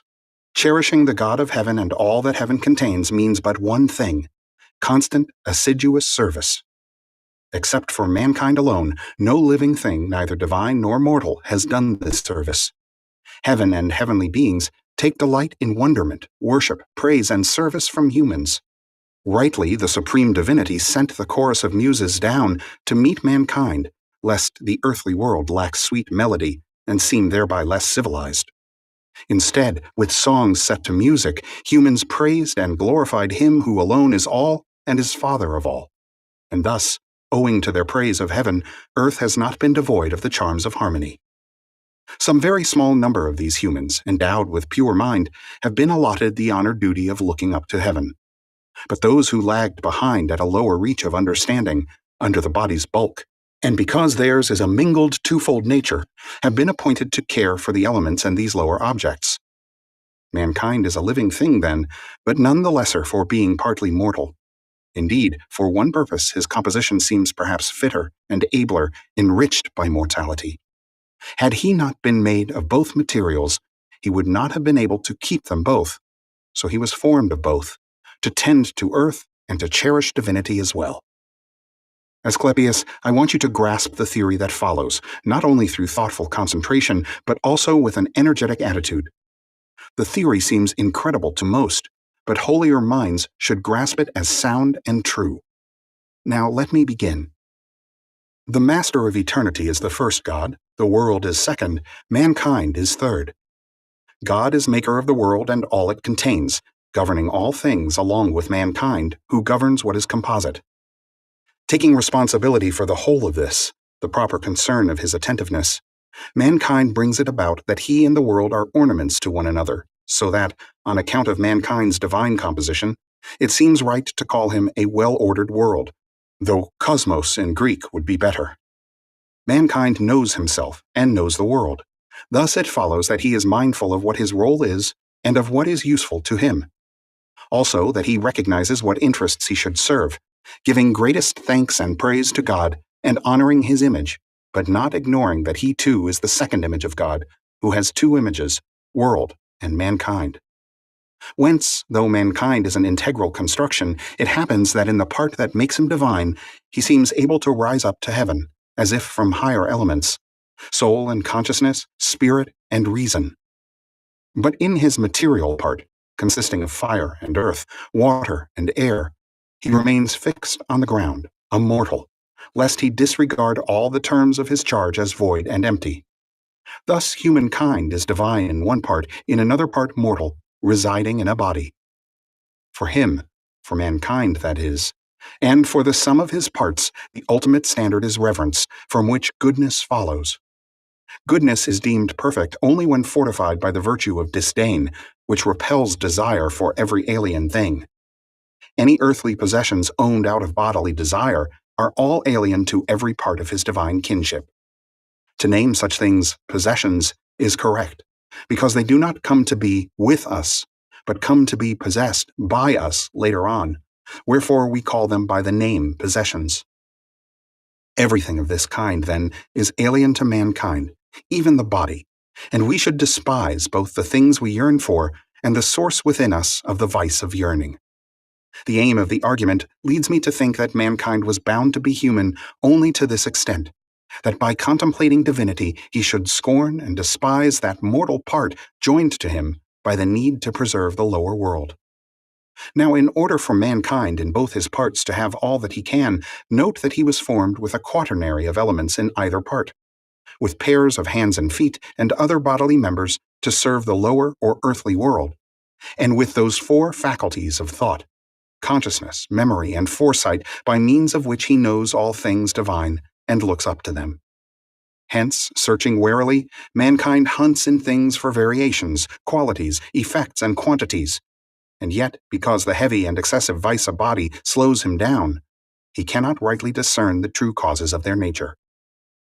Therefore, given that mankind was made and shaped in this way, and that the supreme God appointed him to such duty and service, if he observes the worldly order in an orderly way, if he adores God faithfully, complying duly and worthily with God's will in both its aspects, with what prize do you believe such a being should be presented? Seeing that the world is God's work, one who attentively preserves and enriches its beauty conjoins his own work with God's will, when, lending his body in daily work and care, he arranges the scene formed by God's divine intention. Is it not the prize our parents had, the one we wish, in most faithful prayer, may be presented to us as well if it be agreeable to divine fidelity? The prize, that is, of discharge and release from worldly custody, of loosing the bonds of mortality, so that God may restore us, pure and holy, to the nature of our higher part, to the divine? What you say is right and true, Trismegistus. Yes, this is the payment for those who live faithfully under God, who live attentively with the world. For the unfaithful it goes differently. Return to heaven is denied them, and a vile migration unworthy of a holy soul puts them in other bodies. As the pattern of your discourse has developed, Trismegistus, it seems that souls run a great risk in this earthly life regarding hope of eternity to come. Of course, but some find this incredible, others fictitious, others laughable perhaps. For in this bodily life, the pleasure one takes from possessions is a delight, but this delight, as they say, is a noose round the soul's neck that keeps mankind tied to the part that makes him mortal. Nor does the malice that begrudges immortality let him acknowledge the part of divinity in him. Speaking as a prophet, I will tell you that after us will remain none of that simple regard for philosophy found only in the continuing reflection and holy reverence by which one must recognize divinity. The many make philosophy obscure in the multiplicity of their reasoning. What is it that the many do to make philosophy incomprehensible? How do they obscure it in the multiplicity of their reasoning? In this way, Asclepius, by combining it through ingenious argument with various branches of study that are not comprehensible, arithmetica and music and geometry. Pure philosophy that depends only on reverence for God should attend to these other matters only to wonder at the recurrence of the stars, how their measure stays constant in prescribed stations and in the orbit of their turning. It should learn the dimensions, qualities, and quantities of the land, the depths of the sea, the power of fire, and the nature and effects of all such things in order to commend, worship, and wonder at the skill and mind of God. Knowing music is nothing more than being versed in the correct sequence of all things together as allotted by divine reason. By divine song, this sequencing or marshalling of each particular thing into a single whole through reason's craftwork produces a certain concord, very sweet and very true. Accordingly, the people who will come after us, deceived by the ingenuity of sophists, will be estranged from the true, pure, and holy philosophy. To adore the Godhead with simple mind and soul, and to honor his works, also to give thanks to God's will, which alone is completely filled with good, this is a philosophy unprofaned by relentlessly curious thinking. And this is our account of these topics. From this point, let us begin the treatment of spirit and related matters. There was God and holy, which we take as the Greek for matter, And attending matter was spirit, or rather spirit was in matter, but it was not in matter as it was in God, nor as the things from which the world came were in God. Because these things had not come to be, they were not as yet, but by then they already were in that from which they had their coming to be. Not only of those that have not yet come to be, but also of those that lack the fertility for breeding, so that nothing can come to be from them, is it said that they do not produce being. Therefore, things can breed that have in them a nature capable of breeding. Something can come to be from them, even though they have come to be from themselves, for there is no doubt that the things from which all come to be can easily come to be from those that have come to be from themselves. The everlasting God, God eternal, neither can nor could have come to be, that which is, which was, which always will be. This is the nature of God, then, which is wholly from itself. But hule, or the nature of matter and spirit, though from the beginning they seem not to have come to be, nonetheless possess in themselves the power and nature of coming to be and procreating. For the beginning of fertility is in the quality of nature, which possesses in itself the power and the material for conceiving and giving birth. Nature, therefore, can breed alone without conceiving by another. By contrast, things that have the power to conceive only by coupling with natures outside themselves must be divided in such a way that the place of the world along with its contents are seen not to have come to be, which place in any event has in itself the power of the whole of nature. Place, I call that, in which all things are, for none of them could have been, lacking a place to keep them all. A place must be provided for everything that is to be. The fact is that if things were nowhere, one could not distinguish their qualities, quantities, positions, or effects. Therefore, although matter did not come to be, it nonetheless has in itself the natures of all things, inasmuch as it furnishes them most fertile wombs for conceiving. The whole of matter's quality, then, is to be creative, even though it was not created. Just as there is a fertile quality in the nature of matter, so also is the same matter equally fertile in malice. Thus, Asclepius and Hammon, I have not said what the many say. Was God not able to put an end to evil and banish it from nature? One need not respond to them at all, but for your sake I shall pursue this question as well, since I have opened it, and I will give you an answer. Now these people say that God should have freed the world of every kind of evil, yet evil is so much in the world that it seems almost to be an organ of the world. Acting as reasonably as possible, the supreme God took care to provide against evil when he deigned to endow human minds with consciousness, learning, and understanding. For it is these gifts alone by which we surpass other living things that enable us to avoid the tricks, snares, and vices of evil. He that avoids them on sight before they entangle him, that person has been fortified by divine understanding and foresight, for the foundation of learning resides in the highest good. Spirit supplies and invigorates all things in the world. Like an instrument or a mechanism, it is subject to the will of the supreme God. For now, let this be our understanding of these issues.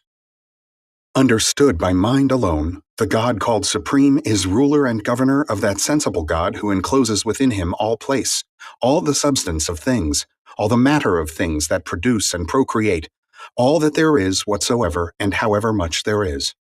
But Spirit stirs and governs all the forms in the world, each according to the nature allotted it by God. Hule, or matter, however, receives them all. Spirit stirs and concentrates them all, and God governs them, apportioning to all things in the world as much as each one needs. He fills them all with Spirit, breathing it into each thing according to the quality of its nature. This hollow of the world, round like a sphere, cannot itself, because of its quality or shape, be wholly visible. Choose any place high on the sphere from which to look down, and you cannot see bottom from there. Because of this, many believe that it has the same quality as place. They believe it is visible after a fashion, but only through shapes of the forms whose images seem to be imprinted when one shows a picture of it. In itself, however, the real thing remains always invisible. Hence, the bottom, if it is a part or a place, in the sphere, is called Hades in Greek, because in Greek to see is eidin, and there is no seeing the bottom of a sphere. And the forms are called ideas because they are visible forms. The regions called Hades in Greek because they are deprived of visibility are called infernal in Latin, because they are at the bottom of the sphere. Such then are the original things, the primeval things, the sources or beginnings of all, as it were, for all are in them, or through them, or from them. All these of which you speak, Trismegistus, what are they? The whole substance of all the forms in the world and of each one of them in its normal state is, if I may say so, material. Matter nourishes bodies. Spirit nourishes souls. But consciousness, the heavenly gift that is happiness for humanity alone, not all humans, but only the few who have the mind to contain so great a bounty, as the sun lights up the world, so the human mind shines with the light of consciousness, but it is greater, for whatever the sun illuminates is sometimes deprived of its light by the interposition of earth and moon and the intervening night. Consciousness, once coupled with the human soul, becomes one material in the closely joined coupling, so that minds of this sort are never obstructed by the errors of darkness. They are right who have said that the soul of the gods is consciousness, though I say it is the soul not of all gods, but only of the great and original gods. Which gods do you call the sources of things, or the first beginnings, Trismegistus? Longing for heaven's favor, I begin by disclosing great things to you and exposing divine mysteries. There are many kinds of gods, of whom one part is intelligible, the other sensible. Gods are not said to be intelligible because they are considered beyond the reach of our faculties. In fact, we are more conscious of these intelligible gods than of those we call visible, as you will be able to see from our discussion if you pay attention. For my discourse is indeed a lofty one, all the more divine for remaining beyond human thought and effort. And unless your ears take in the words I speak and do heedful service, my discourse will fly past you and flow by you, or rather flow back within itself, mixing with the streaming of its source. The heads of all classes are gods, after whom come gods who have a head of ousia. These are the sensible gods, true to both their origins, who produce everything throughout sensible nature, one thing through another, each god illuminating his own work. The ousiarchies of heaven, whatever one means by that word, is Jupiter. For Jupiter supplies life through heaven to all things. Light is the ousiarchis of the sun, for the blessing of light pours down on us through the orb of the sun. The 36, the term is horoscopes, the stars that are always fixed in the same place, have as their head or ousiarchis the one called Pantomorphos, or omniform, who makes various forms within various classes. The so-called 7 spheres have the ousiarchi, or heads, called Fortune and Hymarmony, whereby all things change according to nature's law and a steadfast stability that stirs in everlasting variation. Air is the instrument or mechanism of all the gods, that through which all things are made. Its ousiarchis is the second. To mortals the mortal, and to them their like. Given such conditions, all things from bottom to top reach out to one another and link together in mutual connections. But mortals are attached to immortals, and sensibles to insensibles. And the whole of it complies with that supreme governor, the master, so that really there are not many, but rather one. In fact, all depend from one and flow from it, though they seem separated and are believed to be many. Taken together, however, they are one, or rather two, whence all are made and by which they are made, out of the matter, in other words, of which they are made, and from the will of him whose assent makes them different. Once more, Trismegistus, what does this explanation say? This, Asclepius. God, Father, Master of all, whatever name people use to call him something holier or more reverent, a name that should be sacred among us because of the understanding we have. Given the greatness of this divinity, none of these titles will name him precisely. If a word is this, the sound of spirit striking the air and declaring a person's whole wish or meaning, as his mind happens to grasp it from the senses, a name, its whole content defined and circumscribed, composed of a few syllables, providing the necessary exchange between human voice and ears, then the whole of God's name also includes meaning and spirit and air and everything at once that is in them, or through them, or from them. No, I cannot hope to name the Maker of all majesty, the Father and Master of everything, with a single name, even a name composed of many names. He is nameless, or rather he is all-named, since he is one and all. so that one must call all things by his name or call him by the names of everything. God, the only and the all, completely full of the fertility of both sexes and ever pregnant with his own will, always begets whatever he wishes to procreate. His will is all goodness. From his divinity the same goodness that is in all things came to be naturally, so that all might be as they are and were, so that to all things to come hereafter they might provide the power to come to be of themselves. This is the explanation given to you, Asclepius, why and how all things are made. Do you say that God is of both sexes, Trismegistus? Not only God, Asclepius, but all things ensouled and soulless, for it is impossible for any of the things that are to be infertile. Take away fertility from all the things that now exist, and it will be impossible for them to be forever. I say that sensation and growth are also in the nature of things, that the world contains growth within it and preserves all that have come to be. For each sex is full of fecundity, and the linking of the two, or more accurately, their union, is incomprehensible. If you call it Cupid or Venus or both, you will be correct. Grasp this in your mind as truer and plainer than anything else, that God, this master of the whole of nature, devised and granted to all things this mystery of procreation unto eternity, in which arose the greatest affection, pleasure, gaiety, desire, and love divine. One should explain how great is the force and compulsion of this mystery, were it not that each individual already knows from contemplation and inward consciousness.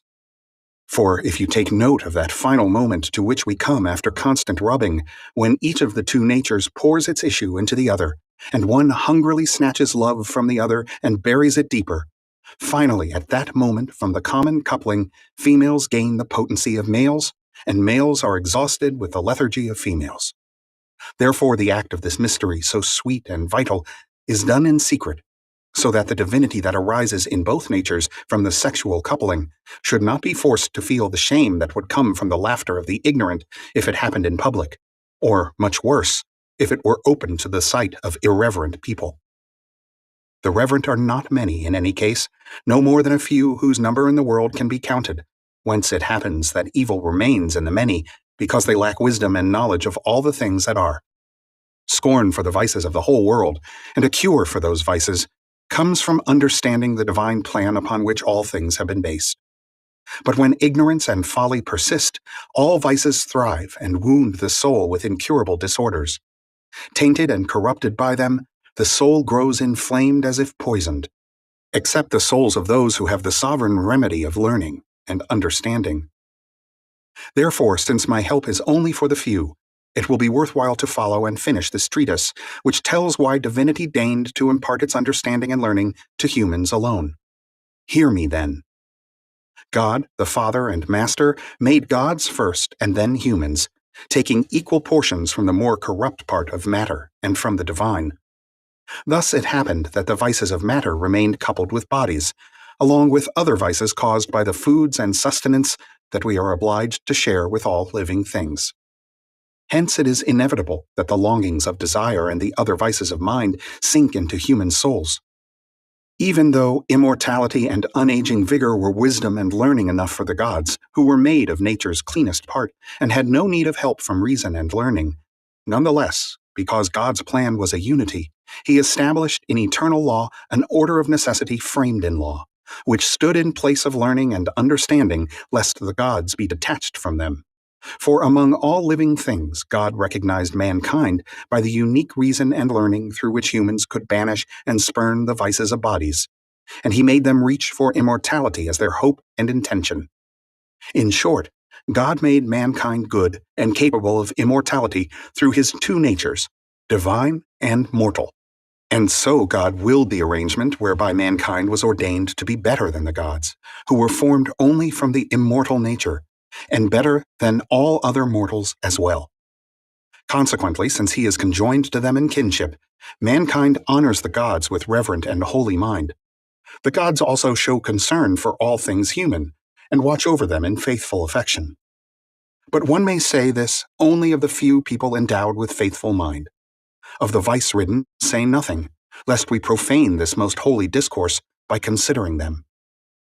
And since this discourse proclaims to us the kinship and association between humans and gods, Asclepius, you must recognize mankind's power and strength. Just as the Master and Father, or God, to use his most august name, is maker of the heavenly gods, so it is mankind who fashions the temple gods, who are content to be near to humans. Not only is mankind glorified, he glorifies as well. He not only advances toward God, he also makes the gods strong. Are you surprised, Asclepius? Surely you do not lack confidence as the many do. I am confused, Trismegistus, but I gladly agree to what you say, and I find mankind most fortunate to have attained such happiness. Mankind certainly deserves admiration as the greatest of all beings. All plainly admit that the race of gods sprang from the cleanest part of nature, and that their signs are like heads that stand for the whole being. But the figures of gods that humans form have been formed of both natures, from the divine, which is purer and more divine by far, and from the material of which they are built, whose nature falls short of the human. And they represent not only the heads, but all the limbs and the whole body. Always mindful of its nature and origin, humanity persists in imitating divinity, representing its gods in semblance of its own features, just as the Father and Master made his gods eternal to resemble him. Are you talking about statues, Trismegistus? Statues, Asclepius. Yes, see how little trust you have. I mean statues ensouled and conscious, filled with spirit and doing great deeds. Statues that foreknow the future and predict it by lots, by prophecy, by dreams, and by many other means. Statues that make people ill and cure them, bringing them pain and pleasure as each deserves. Do you not know, Asclepius, that Egypt is an image of heaven? Or, to be more precise, that everything governed and moved in heaven came down to Egypt and was transferred there? If truth were told, our land is the temple of the whole world. And yet, since it befits the wise to know all things in advance, of this you must not remain ignorant. A time will come when it will appear that the Egyptians paid respect to divinity with faithful mind and painstaking reverence, to no purpose. All their holy worship will be disappointed and perish without effect, for divinity will return from earth to heaven, and Egypt will be abandoned. The land that was the seat of reverence will be widowed by the powers and left destitute of their presence. When foreigners occupy the land and territory, not only will reverence fall into neglect, but, even harder, a prohibition under penalty prescribed by law, so-called, will be enacted against reverence, fidelity, and divine worship. Then this most holy land, seat of shrines and temples, will be filled completely with tombs and corpses. O Egypt, Egypt, of your reverent deeds only stories will survive, and they will be incredible to your children. Only words cut in stone will survive to tell your faithful works, and the Scythian or Indian or some such neighbor barbarian will dwell in Egypt. For divinity goes back to heaven, and all the people will die, deserted, as Egypt will be widowed and deserted by God and human. I call to you, most holy river, and I tell your future. A torrent of blood will fill you to the banks, and you will burst over them.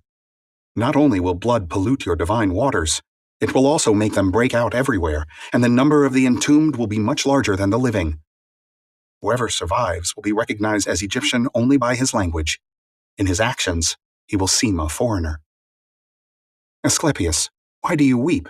Egypt herself will be persuaded to deeds much wickeder than these, and she will be steeped in evils far worse. A land once holy, most loving of divinity, by reason of her reverence the only land on earth where the gods settled. She who taught holiness and fidelity will be an example of utter unbelief. In their weariness, the people of that time will find the world nothing to wonder at or to worship. This all, a good thing that never had, nor has, nor will have its better, will be endangered. People will find it oppressive and scorn it. They will not cherish this entire world, a work of God beyond compare, a glorious construction, a bounty composed of images in multiform variety, a mechanism for God's will ungrudgingly supporting his work, making a unity of everything that can be honored, praised, and finally loved by those who see it, a multiform accumulation taken as a single thing. They will prefer shadows to light, and they will find death more expedient than life. No one will look up to heaven. The reverent will be thought mad, the irreverent wise. The lunatic will be thought brave, and the scoundrel will be taken for a decent person.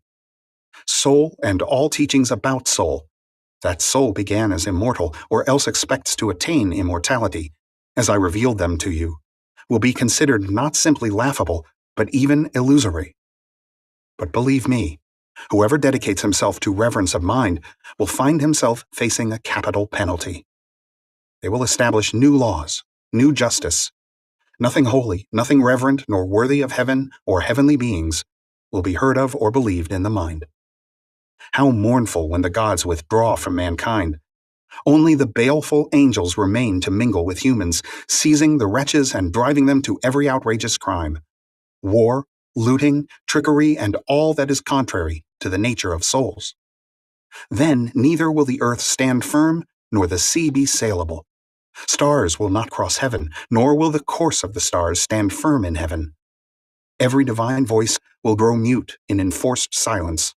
The fruits of the earth will rot, the soil will no more be fertile, and the very air will droop in gloomy lethargy. Such will be the old age of the world. Irreverence, disorder, disregard for everything good. When all this comes to pass, Asclepius, then the Master and Father, the God whose power is primary, governor of the first God, will look on this conduct and these willful crimes, and in an act of will, which is God's benevolence, he will take his stand against the vices and the perversion in everything, righting wrongs, washing away malice in a flood, or consuming it in fire, or ending it by spreading pestilential disease everywhere. Then he will restore the world to its beauty of old, so that the world itself will again seem deserving of worship and wonder. And with constant benedictions and proclamations of praise, the people of that time will honor the God who makes and restores so great a work. And this will be the geniture of the world, a reformation of all good things, and a restitution, most holy and most reverent, of nature itself, reordered in the course of time, but through an act of will, which is and was everlasting and without beginning. For God's will has no beginning. It remains the same, everlasting in its present state. God's nature is deliberation. Will is the supreme goodness. Deliberation is will, Trismegistus? Will comes to be from deliberation, Asclepius, and the very act of willing comes from will. God wills nothing in excess, since he is completely full of all things, and wills what he has. He wills all that is good, and he has all that he wills. All things are good that he considers and wills.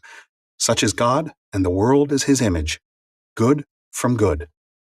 Good, Trismegistus. Good, Asclepius, as I shall teach you. For just as God dispenses and distributes his bounty, consciousness, soul, and life, to all forms and kinds in the world, so the world grants and supplies all that mortals deem good, the succession of seasons, fruits emerging, growing, and ripening, and other such things. And thus, seated atop the summit of the highest heaven, God is everywhere, and surveys everything all around. For there is a starless place beyond heaven, remote from all bodily objects. The one who dispenses life, whom we call Jupiter, occupies the place between heaven and earth. But Jupiter Plutonius rules over earth and sea, and it is he who nourishes mortal things that have soul and bear fruit. The powers of these gods invigorate crops, trees, and soil, but powers and effects of other gods will be distributed through all things that are. The gods who rule the earth will withdraw, and they will be stationed in a city founded at Egypt's farthest border toward the setting sun, where the whole race of mortals will hasten by land and sea. But tell me where these gods of yours are now, Trismegistus. Stationed in the great city on the Libyan mountain, and, for the time being, let that be their story. We must talk now about the immortal and the mortal, for anticipation and fear of death torture the many who do not know the true account of it. Death results from the disintegration of a body worn out with work, after the time has passed when the body's members fit into a single mechanism with vital functions. The body dies, in fact, when it can no longer support a person's vital processes. This is death, then, the body's disintegration and the extinction of bodily consciousness. Worrying about it is pointless, but there is another problem worth worrying about, though people disregard it out of ignorance or disbelief. What is it that they ignore, Trismegistus, or whose possibility they question? Listen then, Asclepius. When soul withdraws from the body, it passes to the jurisdiction of the chief demon, who weighs and judges its merit, and if he finds it faithful and upright, he lets it stay in places suitable to it. But if he sees the soul smeared with the stains of wrongdoing and dirtied with vice, he sends it tumbling down from on high to the depths below, and consigns it to the storms and whirlpools of air, fire, and water in their ceaseless clashing, its endless punishment to be swept back and forth between heaven and earth in the streams of matter. Then the soul's bane is its own eternity, for an undying sentence oppresses it with eternal torment. To escape this snare, let us recognize what we must fear, dread, and avoid. After they have done wrong, the unbelievers will be forced to believe, not by words, but by example, not threats, but real suffering of punishment. Is it not human law only that punishes the wrongs that humans do, Trismegistus? In the first place, Asclepius, everything earthly is mortal, as are also those beings that live in a bodily state and fade from life in that same bodily state. They are all subject to penalties for the right or wrong they have done in life, and the penalties after death are more severe insofar as their wrongdoing may have been hidden during life. The divinity foreknows all of it, so one pays the penalty precisely in proportion to one's wrongdoing. Who deserve the greater penalties, Trismegistus? Those condemned by human laws who lose their lives violently so that they seem to have been penalized deservedly and not to have paid their debt to nature with a soul. On the other hand, the upright person's defense lies in reverence for God and supreme fidelity. God protects such people from all evils, for the Father and Master of all, who alone is all, shows himself freely to all, not where, as in a place, nor how, as through some quality, nor how much, as in a quantity, but by illuminating people with the understanding that comes only through mind. And when the shadows of error have been scattered from a person's soul, and he has perceived the light of truth, he couples himself with divine understanding in his whole consciousness. And when his love of it has freed him from the part of nature that makes him mortal, he conceives confidence in immortality to come. This is what will separate the good from the wicked. When he has seen the light of reason as if with his eyes, every good person is enlightened by fidelity, reverence, wisdom, worship, and respect for God, and the confidence of his belief puts him as far from humanity as the sun outshines the stars. In fact, the sun illuminates the other stars, not so much by the intensity of its light as by its divinity and holiness. The sun is indeed a second God, Asclepius. Believe it, governing all things and shedding light on all that are in the world, ensouled and soulless. For if the world was and is and will be a living thing that lives forever, nothing in the world is mortal. Since each part of it, as such in its actual state, lives forever and also lives in a world which is itself a single living thing that lives forever, there is no place in it for mortality. So if the world must always live, the world must be completely full of life and eternity. Just as the world is everlasting then, so the sun is ever the governor of things that have life and of all their power to live, dispensing and continuing it. Hence God is the everlasting governor of things living in the world and of those that have life, and he dispenses this life eternally. He dispensed it all at once, however. Life is supplied by eternal law to all that have it in the way that I shall describe. Eternity's life-giving power stirs the world, and the place of the world is in living eternity itself. Since everlasting life hedges it about, and, in a manner of speaking, holds it together, the world will never stop moving nor be destroyed. The world itself dispenses life to everything in it, and it is the place of all things governed under the sun. The world's motion is a twofold activity. Eternity enlivens the world from without, and the world enlivens all within it, dispersing them all according to numbers and times fixed and appointed by the action of the sun and the movements of the stars, the whole chronological scheme framed in divine law. On earth one tells time by the quality of the air and the change of hot seasons and cold, but in heaven time runs by the return of the coursing stars to the same places in chronological cycles. The world is time's receptacle. The cycling and stirring of time invigorate it. Yet time works by orderly rule. Order and time cause the renewal of everything in the world through alternation. Nothing in this situation is stable, nothing fixed, nothing immobile among things that come to be in heaven and earth. The lone exception is God, and rightly He alone, for He is whole, full, and perfect in Himself, and by Himself, and about Himself. He is His own steadfast stability, and no external impulse can move Him from His place, since everything is in Him, and He alone in everything, unless one ventures to say that His motion is in eternity. But eternity, toward which all the stirring of time recedes, and from which all the stirring of time takes its rise, is itself immobile. Therefore God has always been stable, and eternity likewise has always stood still along with Him, holding within it a world that had not come to be, the one we correctly call sensible. This sensible world, which imitates eternity, was made in the image of that God. Though it always stirs, time in its own way still has the power and character of stability by the very necessity of recurring upon itself.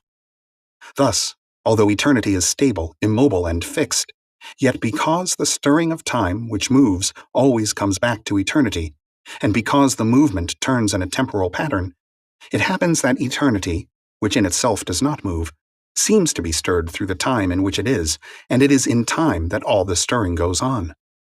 So it happens that eternity's stability is moved, and that time's mobility becomes stable by the fixed law of its cycle. Thus may one also believe that God stirs within Himself, but in the same immobility, for because of its immensity, the stirring of His stability is in fact immobile. The law of immensity itself is immobile. This being, then, which is not of a kind to be accessible to the senses, lies beyond limitation, comprehension, and calculation. It cannot be carried or fetched or hunted down. Where it is, whither it goes, whence it came, how it acts, what it is, uncertain. It carries on an exalted stability, and its stability acts within it. God, eternity, both, one in the other or both in both.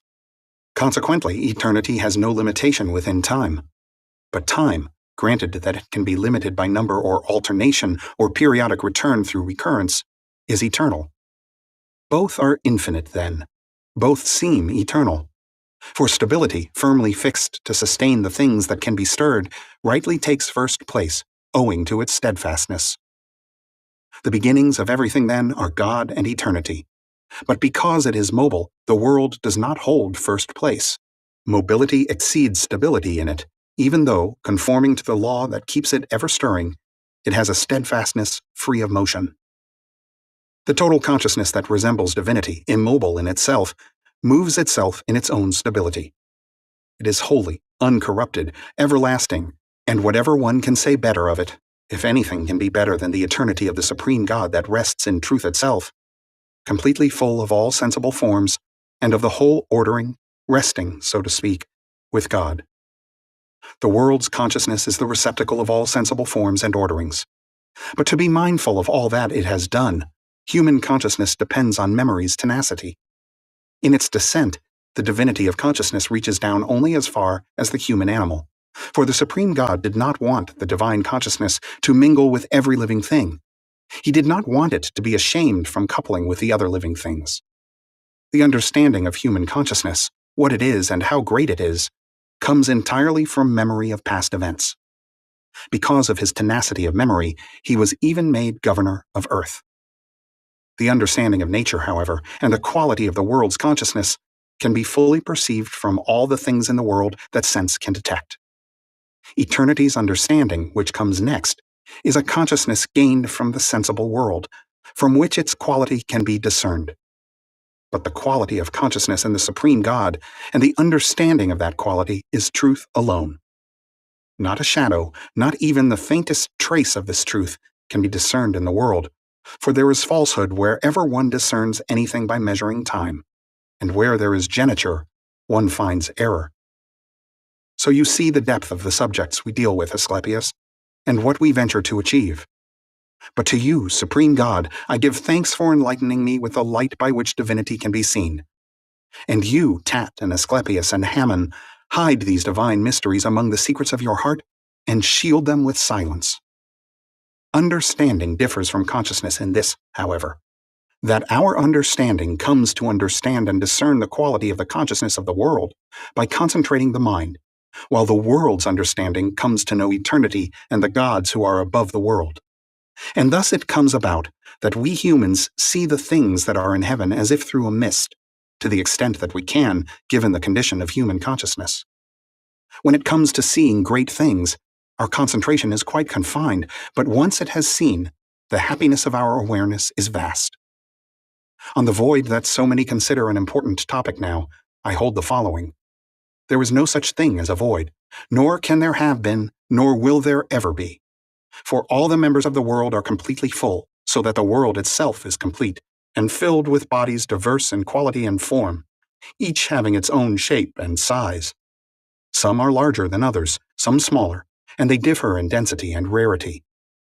The denser, like the larger, are easier to see, but the smaller and rarer are very difficult, or altogether impossible to see, and we can detect them only by touch.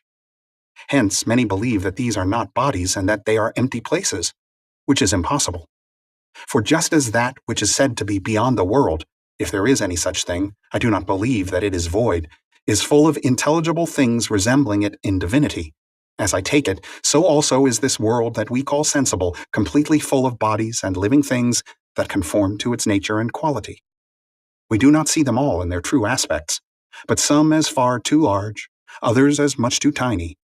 They look like this to us either because they are far away from us, or because our eyes have gone bad, or else, because they are so very tiny, many believe that they do not exist at all. I am speaking now of the demons who always stay near us, so I believe, and the heroes who dwell between the purest part of the air above us and the place where there are no fogs or clouds or disturbance from the stirring of the signs. Consequently, Asclepius, you are to call nothing void, unless you mean to say that what you call void is void of something, void of fire, or void of water, and so on. Thus, though one may see something that can be void of such things as these, in no event can it be empty of spirit and air, no matter how small or large the thing that seems void. One must say the same about place, which lacks meaning as a term in isolation. For the evidence of place is from that whose place it is. Indeed, take away this most important feature, and you truncate the sense of the word. This is why we may speak correctly of the place of water, the place of fire, and so on. Just as it is impossible for anything to be void, so the meaning of place in isolation is indiscernible. If you assume a place apart from that of which it is the place, it would seem to be an empty place, which, I believe, cannot exist in the world. If nothing is void, it is also evident that nothing is place as such, except as you add visible marks to it, length, breadth, height, as you would to human bodies. Asclepius and the rest of you here, given these conditions, know that the intelligible world, discernible only through mind's intuition, is incorporeal, and that nothing corporeal can be combined with its nature, nothing discernible by quality, quantity, and number, for there is no such thing in it. The world called sensible is the receptacle of all the sensible forms or qualities of bodies, none of which can be invigorated without God. For God is everything. Everything comes from Him. Everything depends on His will. And the whole of it is good, fair, wise, inimitable, to God alone, sensible and intelligible. Without God there was nothing, nor is, nor will be, for all things are from Him, in Him, and through Him. Qualities multiform and various, great quantities, all immeasurable magnitudes and omniform forms. If you come to understand them, Asclepius, you will thank God. And if you consider the whole, you will learn that the sensible world itself and all it contains are, in truth, covered over by that higher world, as if by a garment. Each kind of living thing, Asclepius, no matter whether mortal or immortal, rational or irrational, whether ensouled or soulless, every one has the appearance of its kind in keeping with its relation to the kind. And although each kind of living thing possesses the whole form of its kind, within that same form, each of them differs from the other. For example, although mankind is one in form, so that a human can be distinguished on sight, each person within the same form differs from the others. For the class is divine and incorporeal, as is anything apprehended by the mind. Therefore, since these two components that make up forms are bodies and the non-bodily, it is impossible for any form to come to be in close similarity with another at distant points of time and latitude. The forms change as often as the hour has moments in the turning circle where the God resides whom we have called omniform. The class persists, begetting copies of itself as often, as many, and as diverse as the rotation of the world has moments. As it rotates, the world changes, but the class neither changes nor rotates. Thus, the forms of each kind persist, though within the same form there are differences. And does the world change its form, Trismegistus? You see, Asclepius, it is as if I had been telling you all this in your sleep. What is the world, really? Of what does it consist, if not of all the things that have come to be? What you mean to ask about, then, is heaven, earth, and the elements. What else changes its form more continually? Heaven becomes wet or dry, cold or hot, clear or foul. These forms keep changing into one another under the one form of heaven.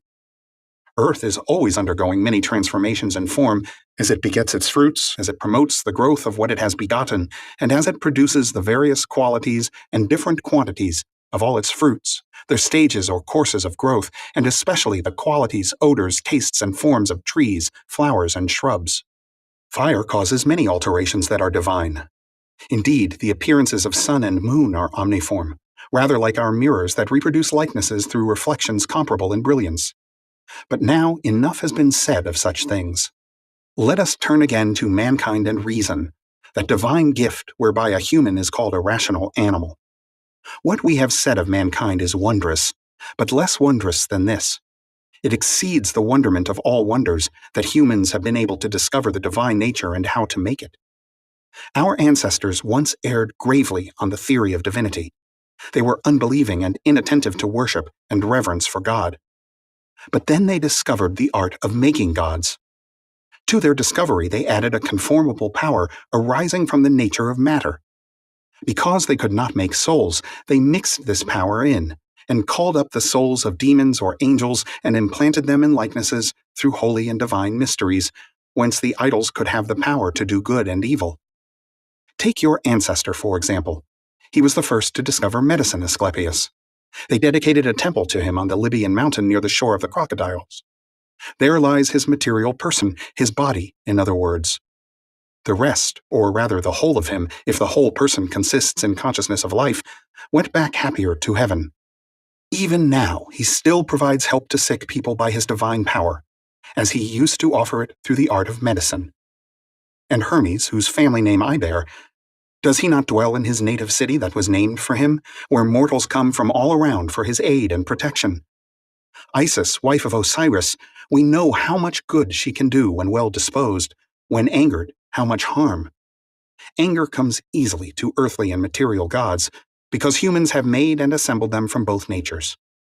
Whence it happens that these are called holy animals by the Egyptians, who throughout their cities worship the souls of those deified while alive, in order that cities might go on living by their laws and calling themselves by their names. For this reason, Asclepius, because what one group worships and honors, another group treats differently, Egypt's cities constantly assail one another in war. And the quality of these gods who are considered earthly, what sort of thing is it, Trismegistus? It comes from a mixture of plants, stones, and spices, Asclepius, that have in them a natural power of divinity. And this is why those gods are entertained with constant sacrifices, with hymns, praises, and sweet sounds in tune with heaven's harmony, so that the heavenly ingredient, enticed into the idol by constant communication with heaven, may gladly endure its long stay among humankind. Thus does man fashion his gods. Do not suppose that these earthly gods act aimlessly, Asclepius. Heavenly gods inhabit heaven's heights, each one heading up the order assigned to him and watching over it. But here below, our gods render aid to humans as if through loving kinship, looking after some things individually, foretelling some things through lots and divination, and planning ahead to give help by other means, each in his own way. Then what part of the plan belongs to Hermetica or the Fates, Trismegistus? The heavenly gods rule universals, but singulars belong to the earthly gods, correct? What we call Hermetica, Asclepius, is the necessity in all events, which are always bound to one another by links that form a chain. She is the maker of everything then, or else the supreme God, or the second God made by the supreme God, or the ordering of all things in heaven and earth made steadfast by divine laws. Therefore, this hymarmony and necessity are bound to one another by an unbreakable glue, and of the two, hymarmony comes first, begetting the sources of all things. But the things that depend on her beginning them are forced into activity by necessity. What follows them both is order, the structure and temporal arrangement of the things that must be brought about. For without the fitting together of an order, there is nothing, and in everything the world's order is complete. Order is the vehicle of the world itself, and the whole consists of order. These three, then, hymarmony, necessity, and order, are in the very fullest sense the products of God's assent, who governs the world by his own law and divine plan, and God has barred them altogether from every act of willing or willing not. Not disturbed by anger nor swayed by kindness, they subject themselves to the necessity of the eternal plan. And the plan is eternity itself, irresistible, immovable, indestructible. First comes hymarmony, then, who provides progeny enough for all to come with the seed she has sown, as it were, and necessity follows, forcing them all into activity by compulsion. Order comes third to preserve the structure of the things that hymarmony and necessity arrange. This is eternity, then, which can neither begin to be nor cease being, which turns round and round in everlasting motion under the fixed and unchanging law of its cycle, its parts rising and falling time and again, so that as time changes, the same parts that had fallen rise anew.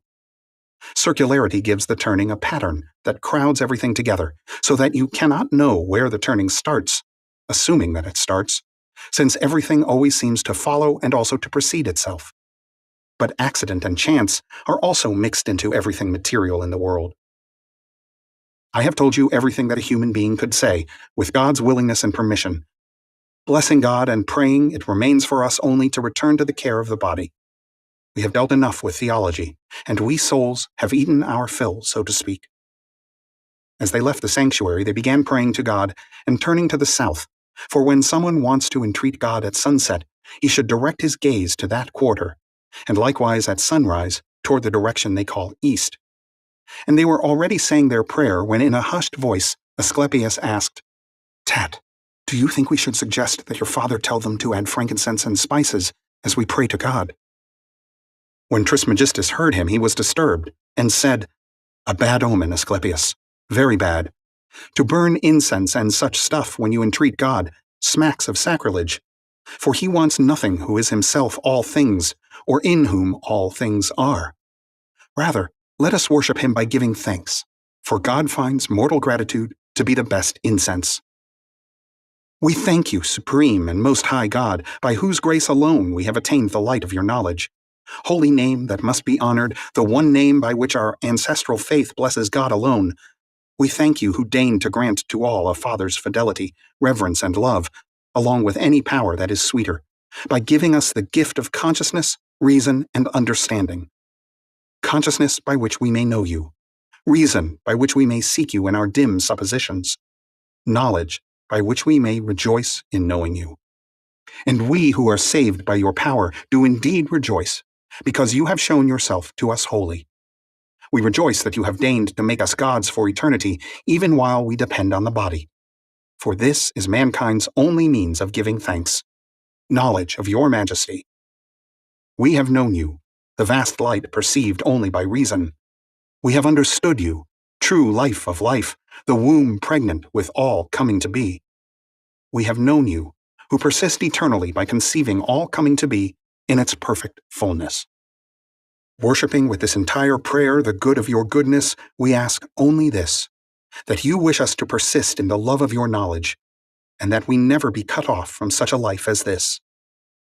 With such hopes, we turn to a pure meal that includes no living thing. I hope that you've enjoyed this presentation, and please remember to subscribe to receive notifications of upcoming recordings. This recording is a production of Master Key Society for the purpose of research, study, and discussion. The views and opinions expressed in this book belong to the author, and may not always reflect those of Master Key Society or its affiliates.